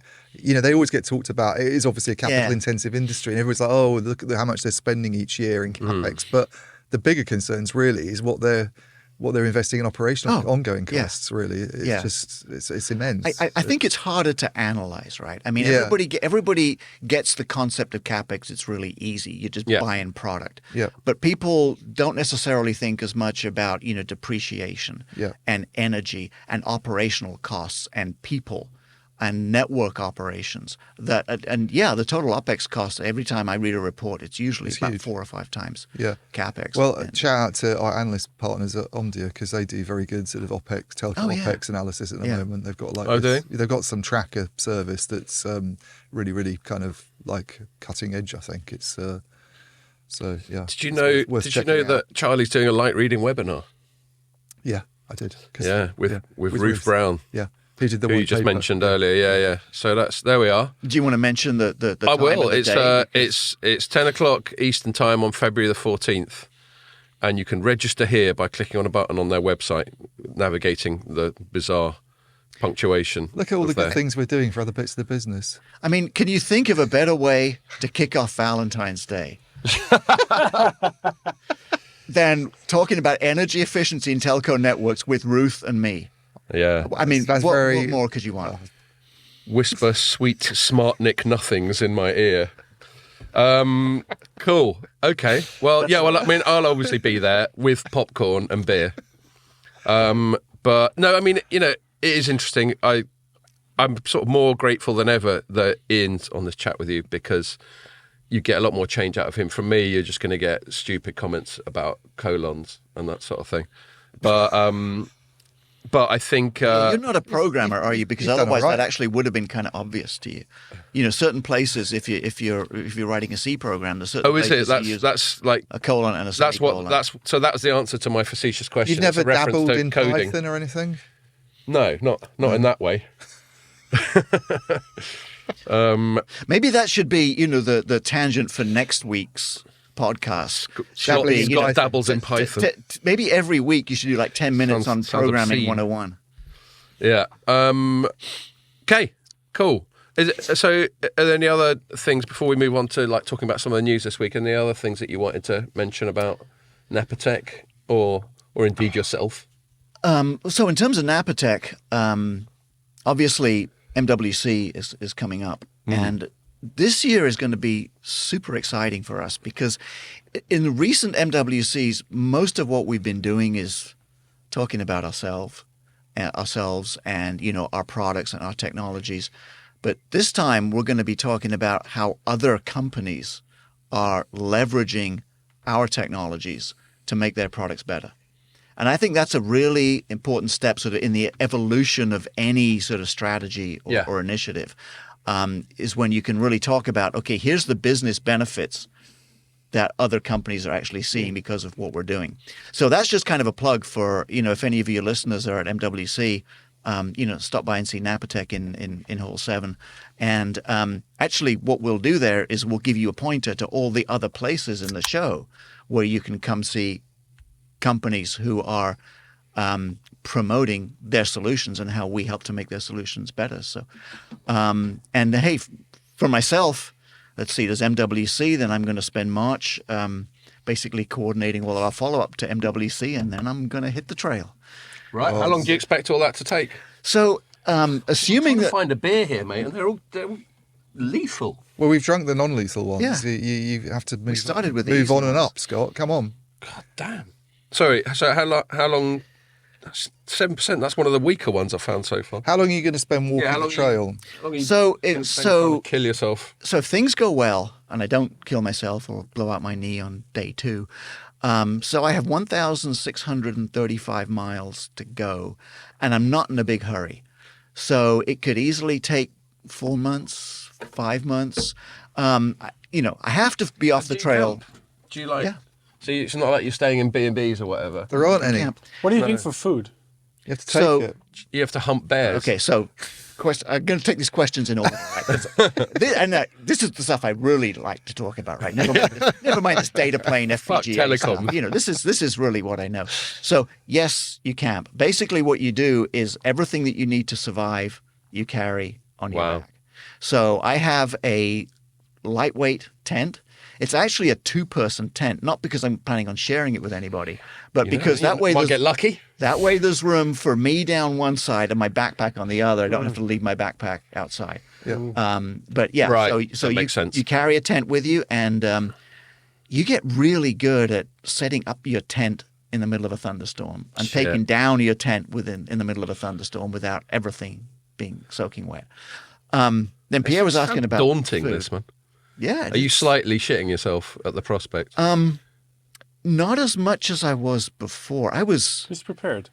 Yeah. Last time I found a lot of it very scary because I'd never done anything like this before. So now it's a bit more of a known quantity. Now I know what to expect, and I remember some of what I learnt last time, and I know what to expect more.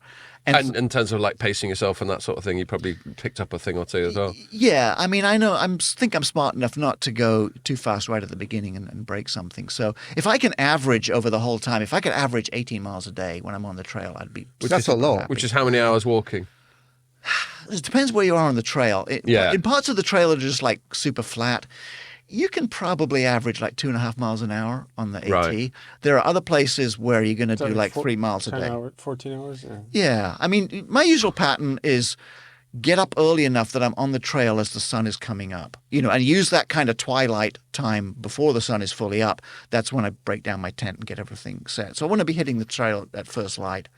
And then usually, try to figure out where I'm going to camp and be there in time to set up my tent and everything before it gets dark.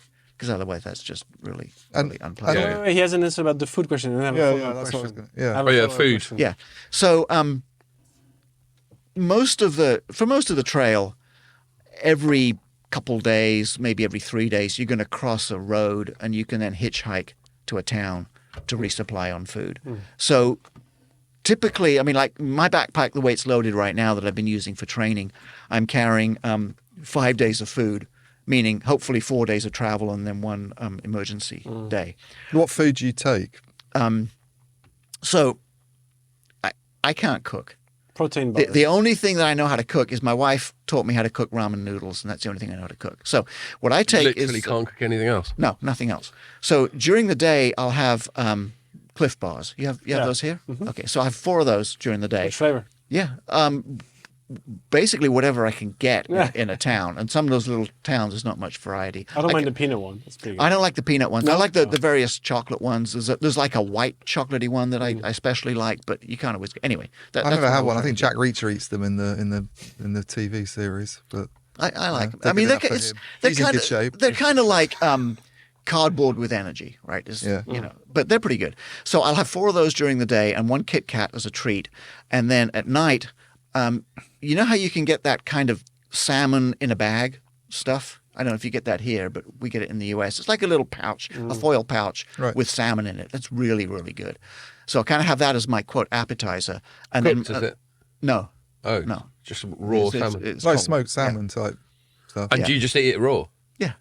You've had smoked salmon. I mean, I would crave I've had smoked salmon. I've had raw. Well, actually, I have had sushi in it. Yeah. It was cooked before it went in the bag. Well, that's what I meant. I'm not cooking it. Yeah. So it's not raw. No, it's cooked. Right. I eat it with my spoon, and I have 1 spoon. And then at night I'll cook my ramen noodles in my little. Okay, that's your one culinary effort. Yeah, and that's really nice. 'Cause it's also a good way to warm up because I can put my hands around the stove while it's cooking. Yeah. Once you get north, what time of year? So you're doing this starting in April.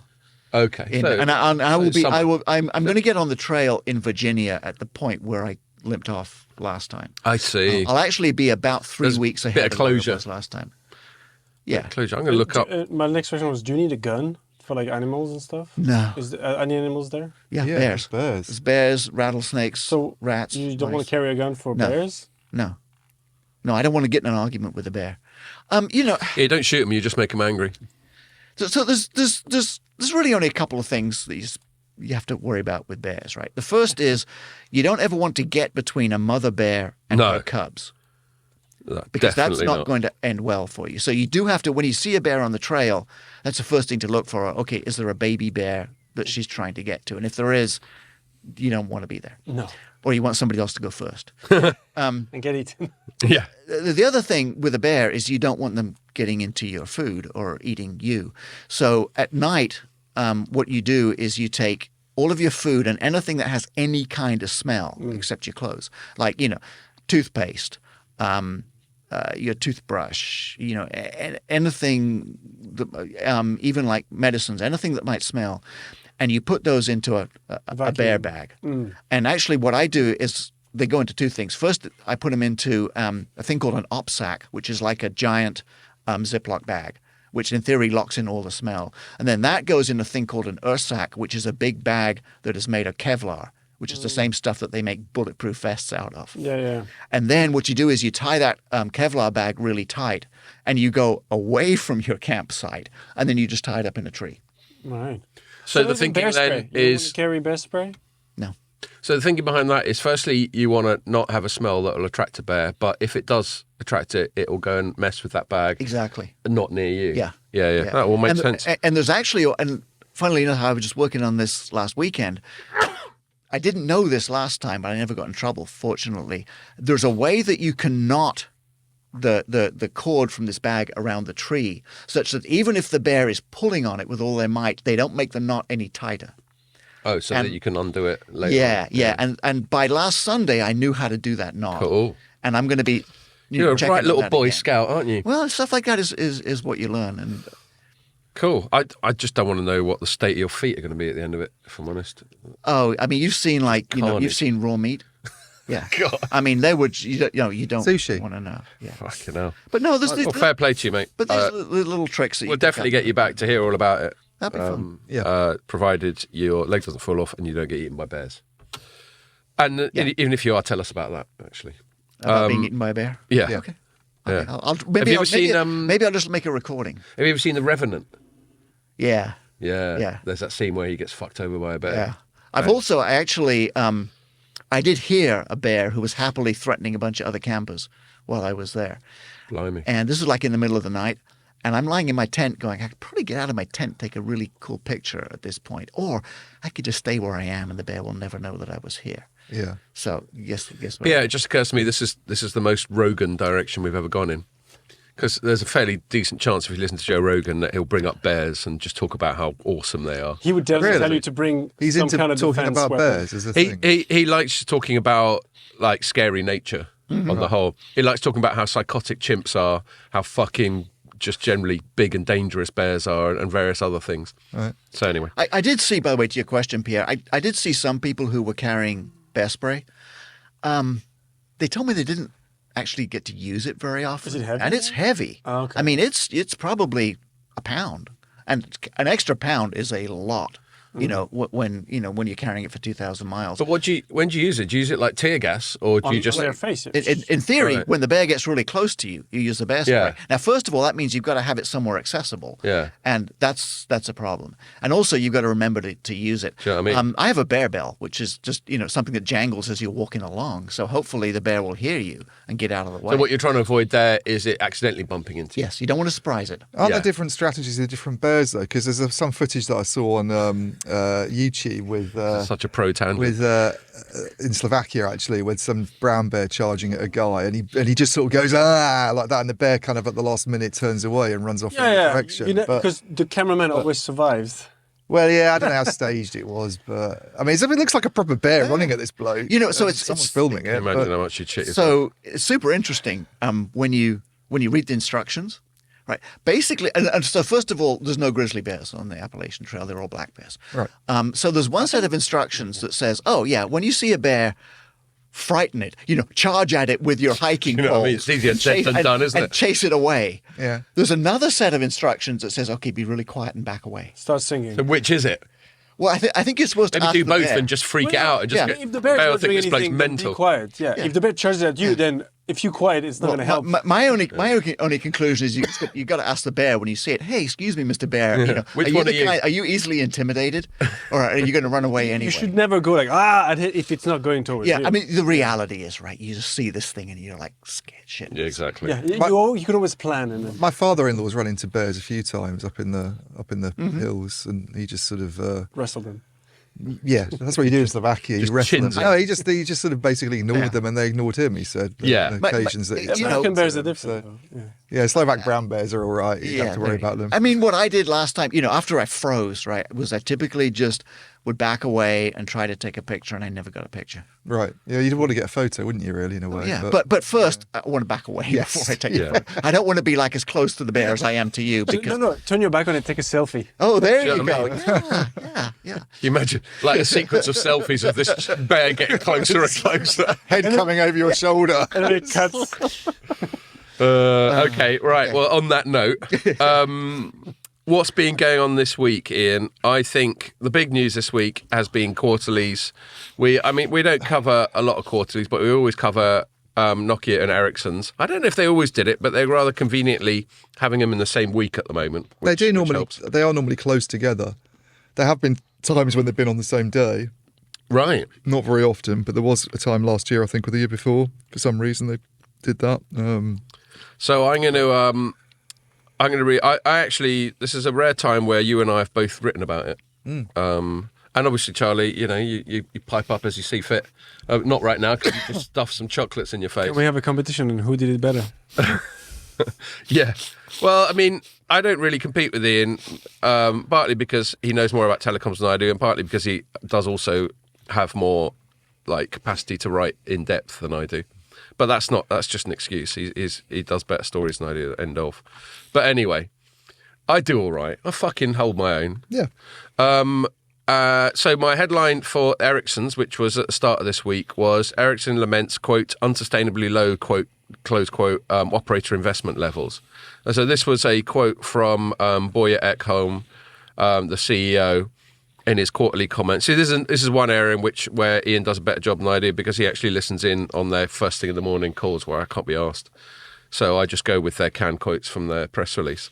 The weird thing this time was you get set up with your sort of 15, 20 minutes with an exec, which is always usually Frederick Yedling, who's the head of the networks business. So he's pretty much, aside from the CFO and the CEO, the top person in the company. Mm-hmm. And it's always normally at 10 o'clock, but this time round it was at 3 in the afternoon. Yeah, so I didn't bother. Well, I think it's because he's in the US. I think that's why they did it that time. I see. He's on a trip to the US, probably to do with the big thing they've just done, obviously, in the US. But the AT&T thing. Well, he didn't say that on the call, but you sort of speculate that's possibly why he's there, because they've obviously got a lot of work going on. Actually, we should mention Vonage in this as well. Yeah. That was another Ericsson story this week. Yeah. And then one of the interesting things, I don't think the reason for him going was actually spelt out in a lot of the coverage. Okay, well, we'll come to that. Yeah. I think it's because he was intimidated by Michael Corleone into leaving.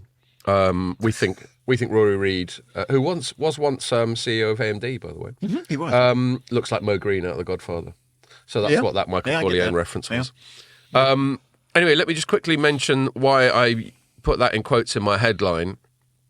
He goes, this is part of the quote from Boya Ekholm, and this is just from his canned quotes with the press release. Underlying demand from growing data traffic and 5G only being in the early stages of build-out will require additional network investments. In our view, the current investment levels are unsustainably low for many operators. We are therefore confident that market recovery should materialise. Yeah, just to interrupt, because it was pretty much exactly the same comment by Pekka Lundmark on his call in the morning with reporters. Yeah, he was a bit more specific about timing. They think second half of this year things might pick up, at least in the non-mobile side. That's non-mobile. Yeah. But obviously Ekholm's talking about mobile because that's all they're in, and Lundmark was talking about mobile when he said that. He's like, well, it's not a good year this year for mobile, really, and for lots of reasons. There's an interesting one, and this is something that maybe you'll feel inclined to comment on as well, Charlie. Is I wrote in my subsequent paragraph about that quote from him, I said there are a couple of major assumptions supporting his stated confidence in market recovery, and I won't keep reading myself, but I'll just paraphrase. Basically, that growing data traffic will require more investment, and that to get the best out of 5G will require more investment. And I just made the point that the growing data traffic it requires some investment, but it could be fairly small. I think he's right. Yeah. But the problem I have with it, for a start, when they first came out with that message, by the way, both he and Pekka Lundmark, was, I think, early last year. It was sort of Q1, Q2 time, this time last year, Q1, Q2 last year when they both said a similar thing. And the guidance then was that things were going to start picking up in late 2023. Now it's 2024. And they're still kicking the can down the road. talking about it being a difficult year. Yeah. So clearly networks are coping better with this traffic load than that was kind of my point as well. Yeah, and I think the other thing that I'd say about it is I don't think it's a very good message in a way, because it's almost like saying, it's just not a very positive message, is it? It's like, you can't cope, you need to spend more money. What operators really want is to see all this added 5G value. growth, driving added value and bringing revenue growth. And, and the reason they're not investing, obviously, one of the reasons they're not investing is because their sales aren't going up. Yeah. They're not, so it's not a growth business anymore. And this service revenue growth that was talked about with 5G at first, obviously, that it's going to open up new opportunities, hasn't come. Hasn't happened. And it'd be a much better thing for Ericsson and Nokia to be able to say, well, they need to invest because they're not going to be able to do some of this WYSI XR AR stuff and make money in the future, than to say, you're going to be in trouble if you don't spend money with us, which is basically what they're saying. That was kind of how I started my story off, actually, because I think it's a bit of a negative message, really. I agree. What do you reckon, Charlie?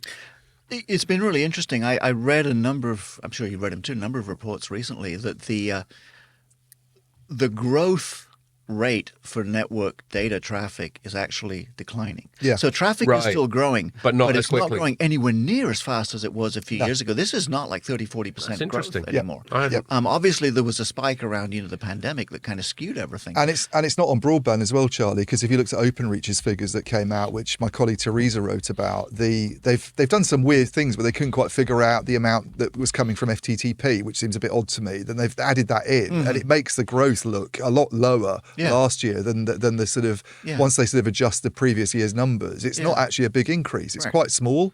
Right. So yeah. I just looked. Just to this is to your point, Charlie. I just googled that and saw a Ericsson report, part of their mobility report, relatively recently, and they've got a chart which confirms what you were saying. In about 2019, it was really growing rapidly, and the rate it's only steadily declining, but very much ever since the peak in 2019, it has been the rate of growth has been declining. Exactly. And the other thing I think that people in our industry tend to ignore because mobile is sexy, right? Most of the data is not mobile data. Most of it is on fixed networks, and people are consuming it through Wi-Fi. Like Netflix and shit. Yeah, exactly. Yeah. And people are consuming it through Wi-Fi, whether even in an enterprise scenario or a consumer scenario. We've made that point loads of times on the pod when people argue. I think this comes up quite a lot, for example, in the context of this fair contribution debate. Yeah. And people argue that Netflix et al. Are causing all this data traffic, so they should chip in for the cost of it being transmitted over networks. Right. But the point is, most people watch Netflix on their telly at home through fixed line. The other thing is, I'd really like to see a chart like that done for markets that exclude India and parts of Africa and. I bet India's a classic case where data traffic growth is going up exponentially still, potentially on mobile networks, because people they probably don't have Wi-Fi and everything's on.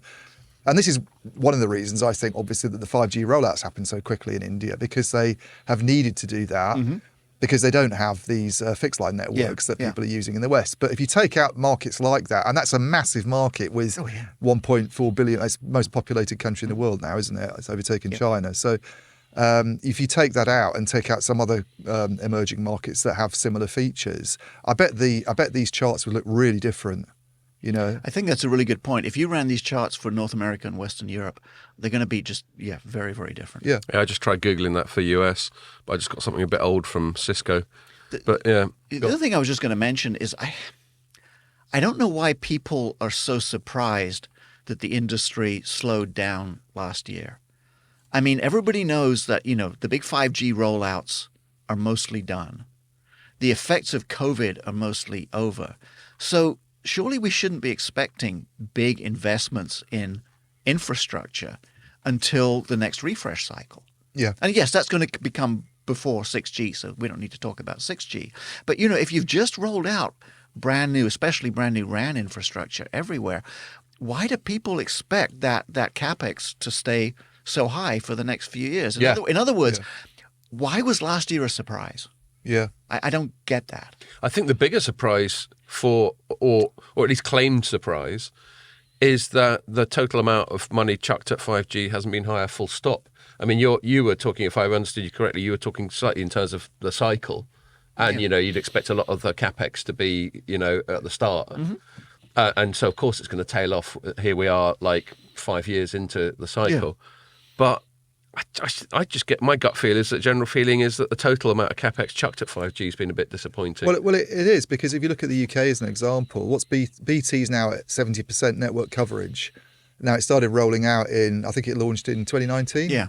No, now it's 2024 now. We're quite a few years into the 5G rollout cycle. If you looked at the equivalent stage of them in 4G, they were up at 90-odd% in no time at all. Now, I know the one of the issues is using these higher spectrum bands where coverage. Your coverage isn't as good, and they. I mean, that's a criticism, isn't it? That someone like Ericsson will come out with there's not enough mid-band equipment rolled out, and obviously if you're putting it in 3.5 gigahertz and you're doing it on the same kind of grid, it does seem like you've got some kind of gaps in there that potentially need addressing. But if they can if they can offload this to Wi-Fi, or if it is being just used on Wi-Fi networks rather, or the 4G network still has some capacity in it, it's not like there's no reason to do it other than but prop up your, to be able to cope. That's the problem, isn't it? That's the problem with the story, is like you're just coping with traffic growth. And I just think it's a really negative. And you can't charge any more for it. And you can't charge any more for it. That's the key. I mean, there never has been a consumer use case for 5G that is compelling, right? Other than fixed wireless access. Oh, VR, mate. Everyone's going to walk around with VR headsets on. And connected over mobile. They're walking down the street doing their VR rather than sitting at home gaming. Yeah, right. Such an obvious use case. Right. So, I mean, and fixed wireless access, that's the main consumer. And actually, by the way, I think that's also a very compelling enterprise use case for people that want redundancy in their backhaul. That's been the one. That's been the one winner so far, isn't it? And then I think what we're seeing, and again, this shouldn't be a surprise, right? We're seeing a transition where all of the capex and all of the new rollouts. First of all, it was in RAN because we had to get the 5G RAN out there, and now it's starting to be 5G core and especially standalone, right? Yeah. So those new core deployments are happening, which, by the way, is great for us because then we can slot our solutions into those. Yeah. But it seems to me that the whole industry should have sort of anticipated that this is the way things were going to go. Mm. Well, I think there was quite a lot of wishful thinking. Yeah.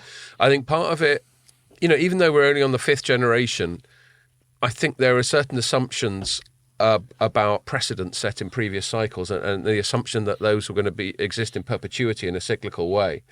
Whereas, we all know what the USP of 4G was, which is it was mobile broadband done properly. Mm-hmm. And then 3G, 3G was overblown. It's certainly overpaid for. I think 3G was the one that was genuinely, to me, the two that were most revolutionary were, I mean, in a way it's 1G actually, but 2G was the mass market side of it because it was a mobile phone and then it was the internet on your phone. Right. Now, okay, 3G was, some people say 4G should actually be 3G because it just sort of corrected. It was really 3G done right. If you talk to Ian Scales at Telecoms TV, his idea is that 4G really is 3G. Yes. Yeah. Yeah, and I've heard him say and there's a generalisation that Microsoft would have called it 3.1. Yeah, exactly. Right. So all 5G is, it's not really, once you've got to the point of putting data on a mobile network, there's not anything beyond data. It's not like anything exists in addition to data that you can put on a mobile network. All you can do is make it faster or more energy efficient or lower latency, but it's not. It's a cost reduction for the carriers, right? Because now their infrastructure is more efficient, especially on the RAN side. Okay, they can support more traffic with fewer cell sites than what they could with 4G. So, and it has a lot of benefit there. And I think everybody always knew that, but everybody expected there was going to be this like, quote, killer app. Yeah. Right? There was going to be like Uber for 5G, which was going to drive consumer adoption. The reality is most consumers, they may have 5G on their phones, but they don't care. What do you need? I mean, you can, unless you're downloading a really large file, 4G is just fine. Yeah. I think it's quite a scary moment for the industry, though, for the big equipment guys like Ericsson and Nokia, because they're thinking about, I mean, we're now in 2024. People are talking about this 10-year replacement cycle. Now, there's no reason for the operators to have to do that. Yeah. No, operators aren't bound to a 10-year replacement cycle if they don't have to be. They'll quite happily sweat assets and they just want to make money. Yeah. But the equipment vendors want the 10-year replacement cycle because that's when when the money gets spent. And at the moment, we're looking at this 6G standard coming along that people are talking about, and it's still a few years away. But if it's 10 years, it should be 2028, 2029, 2030 that we're starting to see, some kind of concrete sign of it. And all I'm ever hearing Scott and I went to a really good session at the University of Surrey last year. And a lot of the messages there were not really that 6G was going to be any great radical thing. It was more about sensing, which is, I find quite hard to see that as a mass market thing. And then use of centimetre wave IoT on steroids. Sort of it was IoT on steroids and use of centimetre wave, which again, you've got all these problems of you'd have to put in so many base stations for it to be very useful. And nobody's really coming up with any new vision for it. And I don't blame them because, as I say, once you've put a network, once it carries voice and data traffic, all you can really do is make it better. Mm-hmm. There's not anything, it's not like you're I mean, some of these outlandish use cases that have been talked about in the past were quite frankly ridiculous. This Internet of Senses notion where you could have an experience that's almost like teleporting yourself, where you can feel like you're in Barcelona and taste something, taste tapas over a connection. I think all of that was, frankly, that's getting outside the realm of what networks do into something else entirely. But if they don't come along with a revolutionary thing, and they probably won't, it's probably going to be a modification, which essentially is what 5G's been. There won't be this great wave of spending. And also, you talk to the operators themselves. I've talked to Howard Watson at BT a few times about this. Do you think 6G is going to be, are you looking forward to that as a big, next big equipment? He's like, no way, we're not doing that again. They don't want to go and spend a load of money on base station changeovers if they don't have to. And if they can do stuff with software, they will. I mean, the whole process is kind of backwards, isn't it? I mean, ideally, somebody would figure out what are the great new experiences that everybody is going to want and pay for in the future. And then based on what those experiences are going to be, then you figure out what kind of network widgets and technology do you need in order to enable those experiences. Seems like 5G was, if we build it, they will come. Well, guess what? They didn't. And that's the real dilemma, isn't it? I mean, it could be a failure of my own imagination, but I'm just trying to think what, from connectivity, what pain points there are, what's missing from my life that connectivity could solve. And again, it is, sometimes you don't know. I think Steve Jobs is famous for saying people don't know what they fucking want. Yeah. You just come out with it and suddenly they want it. So obviously my limited imagination or capacity to think abstractly about what might come in the future is obviously, limits what I can say on the matter. But also, as a telecoms journalist, I don't think anyone's ever pitched something to me where I think, that's the one. That's what I need in my life. Connectivity's only ever going to be connectivity. That's the problem. Right. It's like we can only do so many things with connectivity. You hadn't got the internet on a mobile phone. You had it on broadband before 3G came along. Once that problem's solved, there's not a new thing you can put on it and make it capable of doing. You can just make it faster and better and more energy efficient. I mean, most of the pitches that we've got over the 5G era has been this ubiquitous connectivity. Like, IoT on steroids, everything being connected, and that somehow enabling things. And there are certain B2B applications to do with efficiencies and transport and logistics and agriculture and that sort of thing, where you can see that this everything being connected enables a hell of really good remote monitoring and efficiencies and all that sort of thing. Yeah. But for consumers, I mean, there's the old cliche like CES we just had at the start of the year. In fact, I was chatting to someone, I won't mention his name because it was just a chat between us, but he'd just been to CES and he was very underwhelmed by what went on there. But typically you'll get things like connected fridges. That was always a cliche. You get a fucking LG connected fridge. But the reason the connected fridge is so laughable is because it always felt like a reach, a bit like people banging on about VR.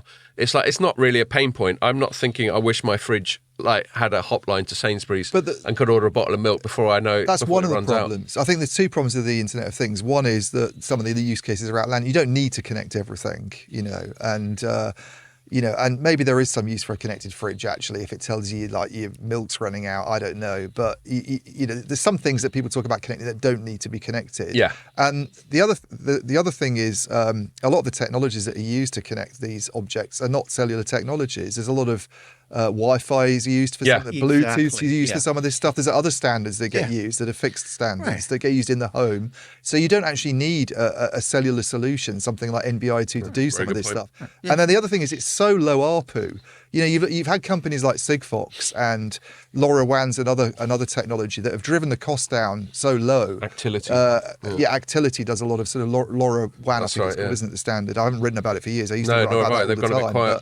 But the ARPUs are so low that it's not going to move the needle for an operator. And this is one of the reasons I think Vodafone's actually spinning off its IoT business, isn't it? It's got some investment from that deal actually that we talked about last week with Microsoft.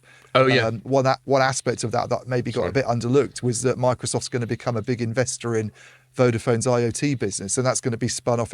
Now, I think spinning that off is a really sensible thing for Vodafone to do, because under Vodafone, it's like 2% of revenues, and it probably doesn't have it needs to be independent to actually make a difference, kind of do its own thing, if you see what I mean, right. and have that focus and concentration. Within the bigger Vodafone, it's just sort of lost, I think, and it's never going to kind of do anything. But it won't move the needle for companies that are used to selling smartphone subscriptions for $25 a month or whatever it might be, or more in America. And I think part of the problem actually goes back to what you said a minute ago, Scott, which is we tend to all think about connectivity. But really, in the consumer market, what the consumers are thinking about is, okay, so what's the experience? Yeah. The connectivity is just what's making that happen, but we all tend to write about the bits and bytes, right, and the traffic, whereas that's not relevant to the people that are actually paying the bills or maybe increasing their bills. I mean, I do think there's connected fridges applications that might have a little bit of value. Like, for example, I would love it if my fridge knew when the ice machine was leaking and send a signal to my security system. Yeah. Wow. Would we pay for that? Yeah, probably. Not much, but pay a little bit, right? There are consumer applications that probably have some value there. Yeah. It's just not necessarily the ones that are thought up by the people who work on connectivity. But I think the problem with that is you pay a bit, but if you start extrapolating it to, well, there's lots of other things in my house that could be connected. I think there might have been this assumption. This is a bit like 3G. I remember because I used to work for Analysis years ago, and I can probably say this now, but I wouldn't have been able to at the time. But they went around building all these models, like showing what 3G revenues would be at telcos, and the implication was, you make all this money from voice. Look, you're going to make all the same money again from data. Oh, yeah, right. It was like a doubling of revenues. And this is one of the reasons why the share prices in Telefonica at the time and all this were so high. And of course, people only have a limited amount of disposable income. They're not going to want to spend 20 quid a month on the fridge and 20 quid a month on the stereo system and 20 quid a month on the watch. There's a household pot. There's a household pot. And you might have... maybe you have a household subscription for connectivity where it groups together a lot of these items and you pay £30 a month for it. But you're not going to pay all this for all these 50 or 60 connected items that you have in your life in the future. And so then you get business model challenges, which is the only way you're going to get any money from IoT connected home type stuff is if it's part of a general bundle, probably with your communication service provider. But then you've got all these moving parts and all these other stakeholders, and you've got to try and work out. You've got to make them all work together, and everyone gets their little piece of the pie, and it all gets very fucking complicated. But see, that's where I think that the operators are missing a trick, because one of the things that they're really good at is billing you. Yeah. Right. And all of these other little incremental things that we might want to sign up for in our homes. It's a real pain to sign up for all of those with the individual third-party vendors, right? Because you've got to go through, setting up all the billing and the credit card deductions, all of that. If there was a way that you could route all of those little payments onto your cell phone bill, and you're still only getting one bill a month that's actually covering a variety of services above connectivity, I think that's where actually operators could bring some value. Kind of what I was alluding to, but it's difficult to pull off. Oh, yeah. I mean, I'll tell you another little example, and then I'm going to just bring it back to the we haven't actually talked about their results. Not much, no. That was good. At least it was a telecom. Telecom related. At least it was a telecoms tangent this time. We weren't talking about bears. I bought a Ring doorbell, and this is a company owned by Amazon, and it's doorbells that have a little camera in them, so that you can see who's at your door, and and if you're going to get sophisticated, rig it up to an audio system and tell people to fuck off and that sort of thing. I should just have a pre-recorded, like, misanthropic, just I go can imagine away. you doing that. Yeah.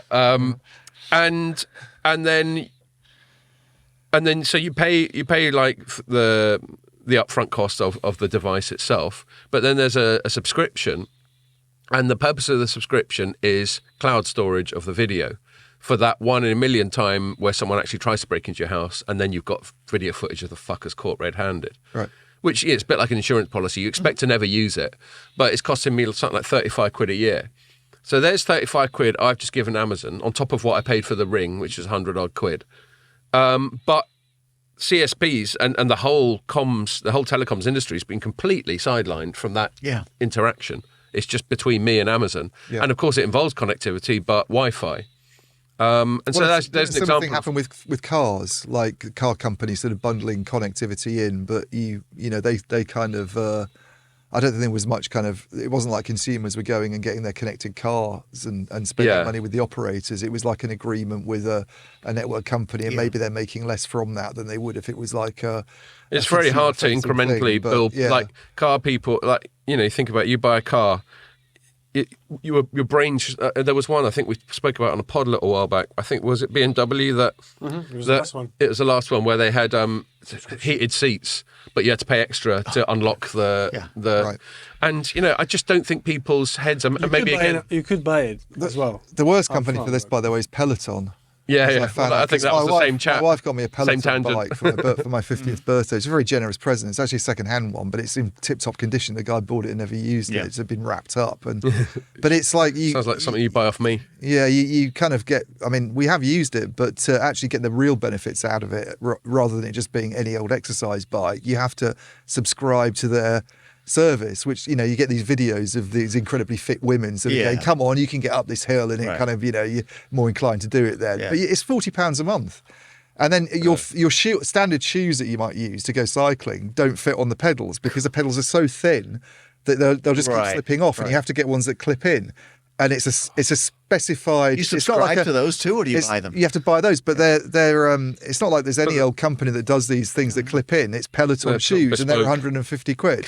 So it's sounds like a life is print money. You could probably buy second-hand pegs and screw them in. You can buy second-hand. I mean, my wife's she's used it more than I have actually. I've not really used it very much because I still haven't got any shoes. It was one of those. It was like Homer Simpson's bowling ball with his name on it that he bought his wife for a gift, didn't he? And it had his name on it, and she doesn't go bowling. I think Magda was thinking, I actually quite like the idea. It'd be like me buying my wife a Metallica T-shirt for Christmas. If she watches this, I'm going to be in big trouble now. Actually, this episode. Oh shit! Needs definitely not to get watched by my wife.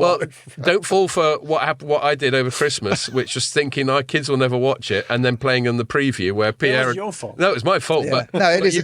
What I'm saying is, watch Pierre's trailer before you. Yeah, it's a brilliant gift. I just need to actually get the shoes because I think you don't need to subscribe to the £40 a month thing. You can just use it and do your own thing on it. But so bringing it back, the reason we went that's still tech related. Yeah, no, it's fine.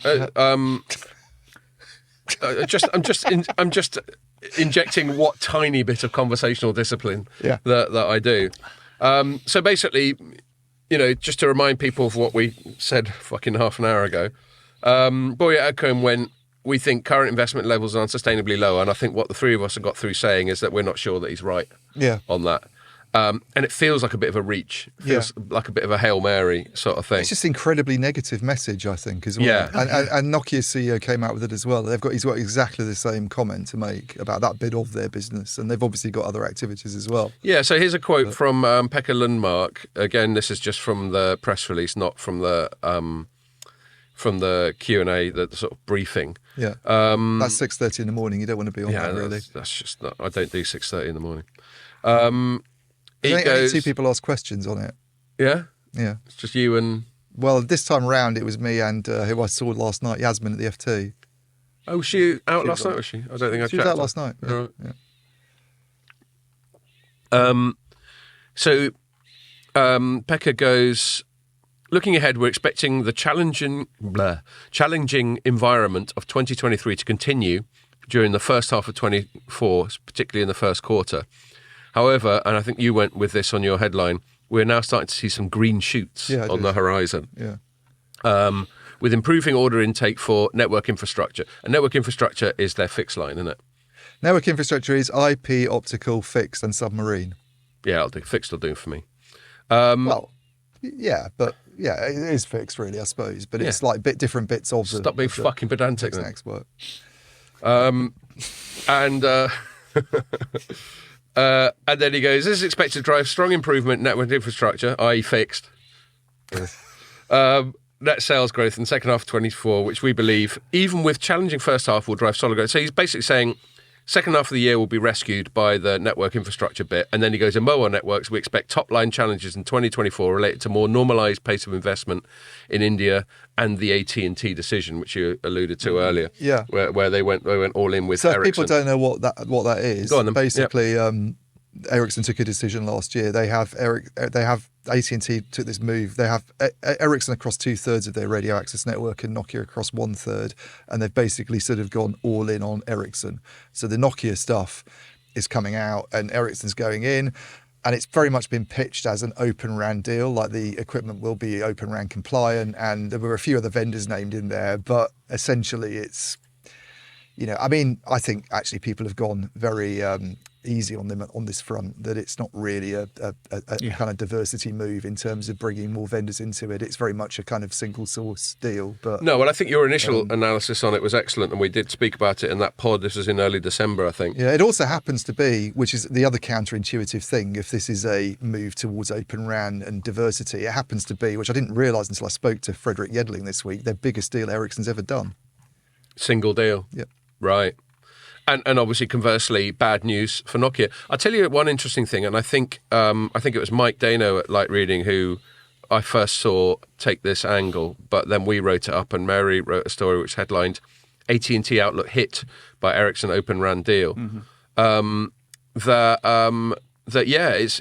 What was her subhead? AT&T is talking about the growth it recorded in customer numbers, but that's tempered by a dip in profits that will continue into this year on the back of that much hyped Ericsson Open RAN deal. Well, that's not a surprise. I mean, we wrote about this when the deal happened and it was very clear. I did an interview I actually got a one-on-one with Pekka Lundmark when that deal happened, and he said they're taking out Nokia equipment that hasn't fully depreciated. Yeah. Right. That's the profit hit. And that's the profit hit. Now, there's a suspicion in the industry among some people that actually Ericsson's bearing a lot of the cost of this as well. I bet they are. Because, and I think Earl Lum, who's an analyst who sort of takes apart base stations and looks at things and comes from a chip background originally, but he was the first person who got wind of them taking Nokia out of the network before they'd announced the Ericsson deal. I see. Which Mike covered. I think Mike got the sort of scoop on it. Yes. It was through Earl Lum. But he put a LinkedIn post up saying that there's vendor financing attached to this Ericsson move. And, they have to take out this Nokia equipment. They're putting this stuff in. I think AT&T itself has said that one of the reasons for doing it is financial. I mean, that was Stanky. They were upfront doesn't about care it. about Open RAN, let's be honest, right? No. John Stanky doesn't give a shit about Open RAN because CEOs don't really. Yeah. Why would they? The CTOs will, and they'll go to him and they'll say, this is the reason why you should care about Open RAN and we can do this and that with it. And he'll go, yeah, that's all very good, but how much are we spending? How much are we spending? Does it work? Yeah. Is our network going to be even better with ROI? Blah, blah. But it's financially driven. I'm convinced. Yeah, so that was an interesting thing, and I think the vendor financing is very likely, and it's funny because that's one of the things that sometimes people would be a bit critical of some of Huawei's business tactics in the past because they're apparently very generous with their vendor financing, and is it a bit sneaky and out of order when Huawei does it, but all right when Ericsson does it? I do wonder about that. The thing with Huawei doing it is that you could never really tell anyway because they're not transparent in their financial publications. That's true. And they're spending 22 billion a year on R&D, and yet the sales are going down. And it's like, what's going on here? Where's all this coming from? And probably the Chinese state. That's the suspicion, isn't it? But with Ericsson, I think the thing is they can't really hide it. They're bound to accounting rules in the West, and that they have to sort of show this stuff. So if there is vendor financing attached, it's got to come so I did ask. Yeah. I wasn't really expecting to get an answer to it, but I did ask when I spoke to Frederick Yedling, what's the sort of margin impact of this deal? And because they often say anyway, when deals are first done, they're not very high margin. In that bit when you go in and actually start doing a lot of the work, you take a bit of a hit, and then it's later on when capacity starts getting added, the thing that they're hoping is going to be, that should be happening now that isn't happening. That's when it becomes a higher margin thing, when it's more about software upgrades and this sort of stuff. Yeah. But he was like, well, I can't talk about the margin impact of a specific deal, obviously, but we did compete quite aggressively for the, for the deal. I think he said it was tough competition that we, so. Yeah, and it was definitely... They can't hide it. They definitely thought it was a big PR win. I don't know if you remember, but when it came out, I went and had lunch with Ericsson that day, and you weren't able to make it. But I chatted to a few people, and I showed them your story, and there was a slight sort of bit of eyeball rolling where going, trust Ian to find a shitty angle on it. And I was like, well, it's not necessarily a shitty angle. I mean, what that said to me... Because I don't think you ever write stuff with any bias. You just write what you see. Yeah. I mean, that's what all good journalists should do. And if what you see is something shitty, then you write it up that way. But if it's good, you write it up it's good. I think what that said was that they felt like you were pissing on their chips a little bit. I mean, I don't see it as an overall negative for Ericsson. But it's just not quite the unalloyed home run that they made it out to be. I mean, clearly they've got bigger market share now in North America than they've had. They've made things extremely awkward for Nokia in terms of what it's doing for them, which is their number one rival these days. Yeah. Not really Huawei anymore, is it? Because they're not in the same markets a lot of the time. You know, it's a in lots of ways, and if they're not taking as big a hit as some people suspect, then you know it could work out well. But I just think the way it's been dressed up as an Open RAN deal is one of the things I have a bit of a problem with. I mean, you can justify it being an Open RAN deal on the basis that all the specs are going to be based on ORAN Alliance, specifications, and it's fully compliant. But of all the equipment that's still coming from one vendor, and all right, there's a bit of Fujitsu running. I mean, why not throw some more buzzwords in and say it's an AI deal and a fucking one thing whatever. That's become very clear actually is when the first news went out, there was this Intel and Dell are involved, and you kind of thought so. Open RAN gets conflated with Cloud RAN. Right. And cloud sort of gets seen as this sort of sub bit of Open RAN, and I get that. I can see why, because there is a notion that with virtualization things are more open, but it's very clear that initially at first this isn't a Cloud RAN deal at all. It's purpose built equipment. Mm-hmm. Yeah. It's Ericsson ASICs, what we were talking about earlier, that are being provided. There's a component of it that will be. So they use slightly slippery language like compliant and that sort of thing. Compliant, it's not Cloud RAN, which doesn't mean it's not Open RAN, by the way. But it rules out that some of it's not Cloud RAN. Mm-hmm. And then this is the other thing: if they do purpose-built RAN for a chunk of it, then that's going to be even slower to move that towards Cloud RAN, because for the same reasons that we were talking about earlier, you're not going to have just pulled out all this Nokia equipment and taken this hit that AT&T is reporting, and then do the same thing 2 or 3 years from now with Ericsson stuff that you've just put in that's purpose built to go to Cloud RAN, are you? You're not going to do 3 or 4 changes within a space of 8 years. Well, and especially when you're that much closer to what will probably have to be a 6G refresh at some point. Exactly. Right? I mean, we're kind of in the middle of the 5G to 6G cycle as far as RAN is concerned. Right, so you can assuming cycles continue as they have. Yeah, I mean, you can sort of view this as maybe like that intermediate refresh cycle that would happen, between Gs, but it'd be really hard to squeeze in another one. Yeah. So I got one. I'm not going to go on to a third topic, by the way, because we're pretty close to 2 hours already, I think. Right. And there's just one more thing I want to ask you two about this. The general tone from both Ericsson and Nokia stuff was expect this to be a bit of a shit year. Yeah, I mean, and I just want to ask, and then by all means say what you're about to say.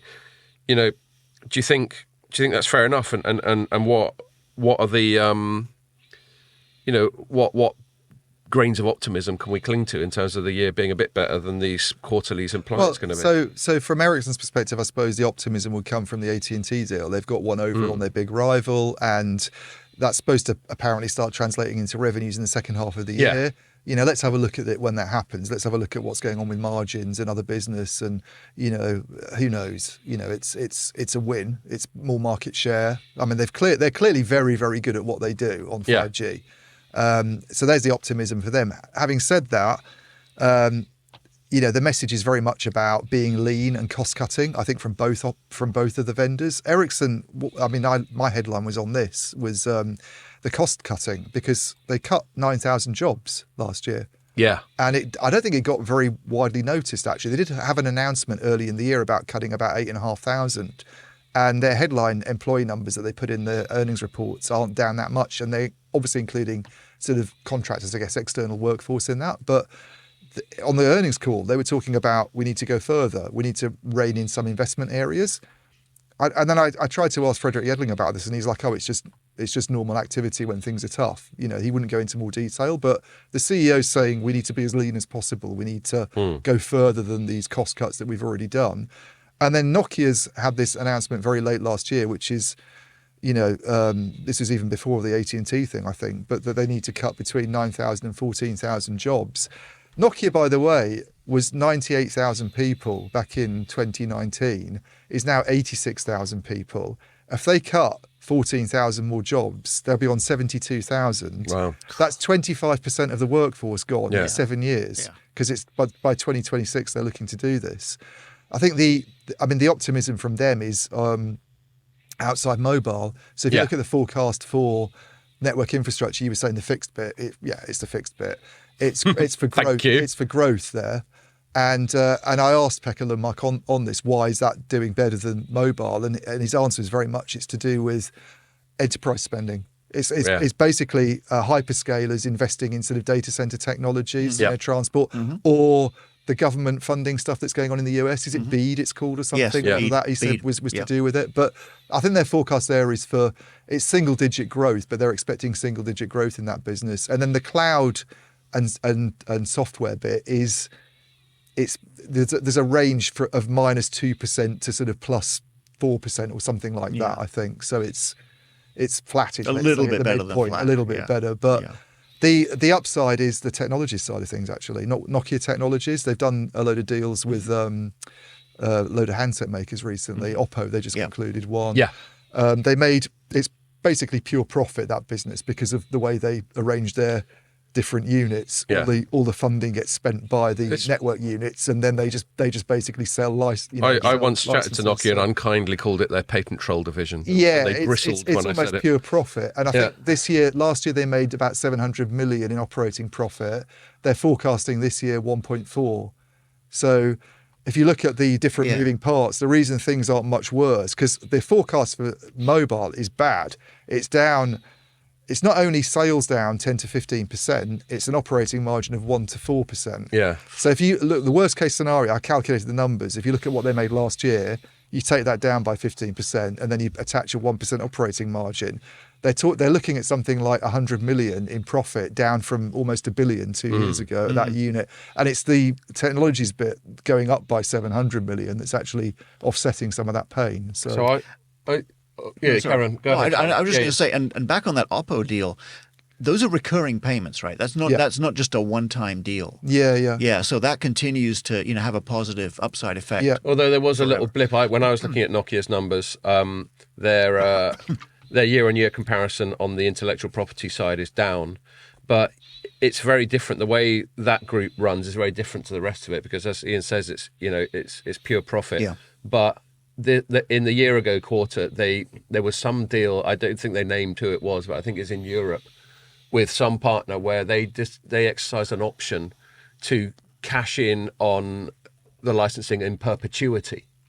So you were saying that some of them are incremental, but you can structure it such that you go, fuck it, I'm going to have it forever. It's a one-time. And then it's a one-time, and so then you obviously get a one-time big uplift, right. And which means that in the year later it goes down because it was an exceptional item.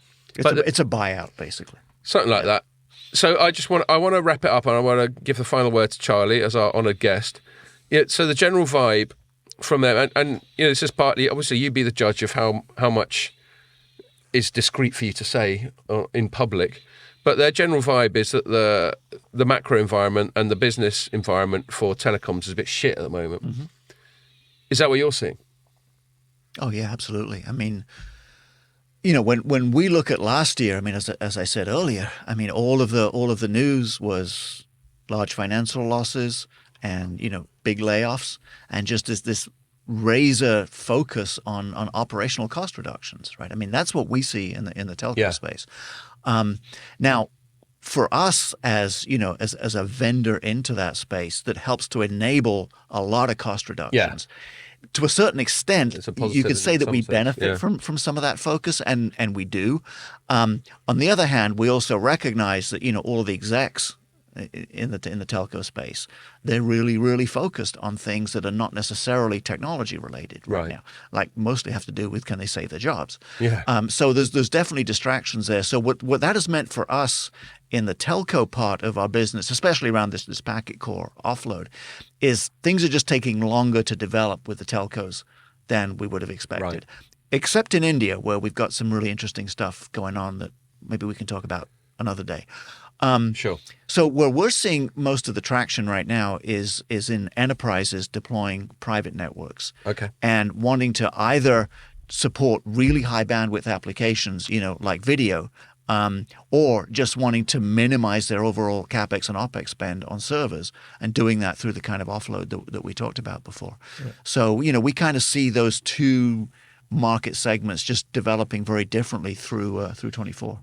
Okay, cool. Well, I think that's a good note on which to end it. Thanks a lot for that. It's great to have you on at long last. We'll definitely have you back after you've tried to kill yourself walking across half of America and fending off bears and so on. But thanks a lot for the beers. They've been great. In fact, they're contributing really to my desire to wrap up the podcast because they're so big. The nature's taking its course. They do have an effect that way. Yeah. But no, I'm glad you like them. And when you go visit your son in Denver, now you know what to ask for. I do. Fuck his tennis career by giving him loads of these beers. Yeah, he's probably had a few already. Cool. All right, mate. So thanks again, Charlie, and thank you for listening. And make sure you join us for the next one.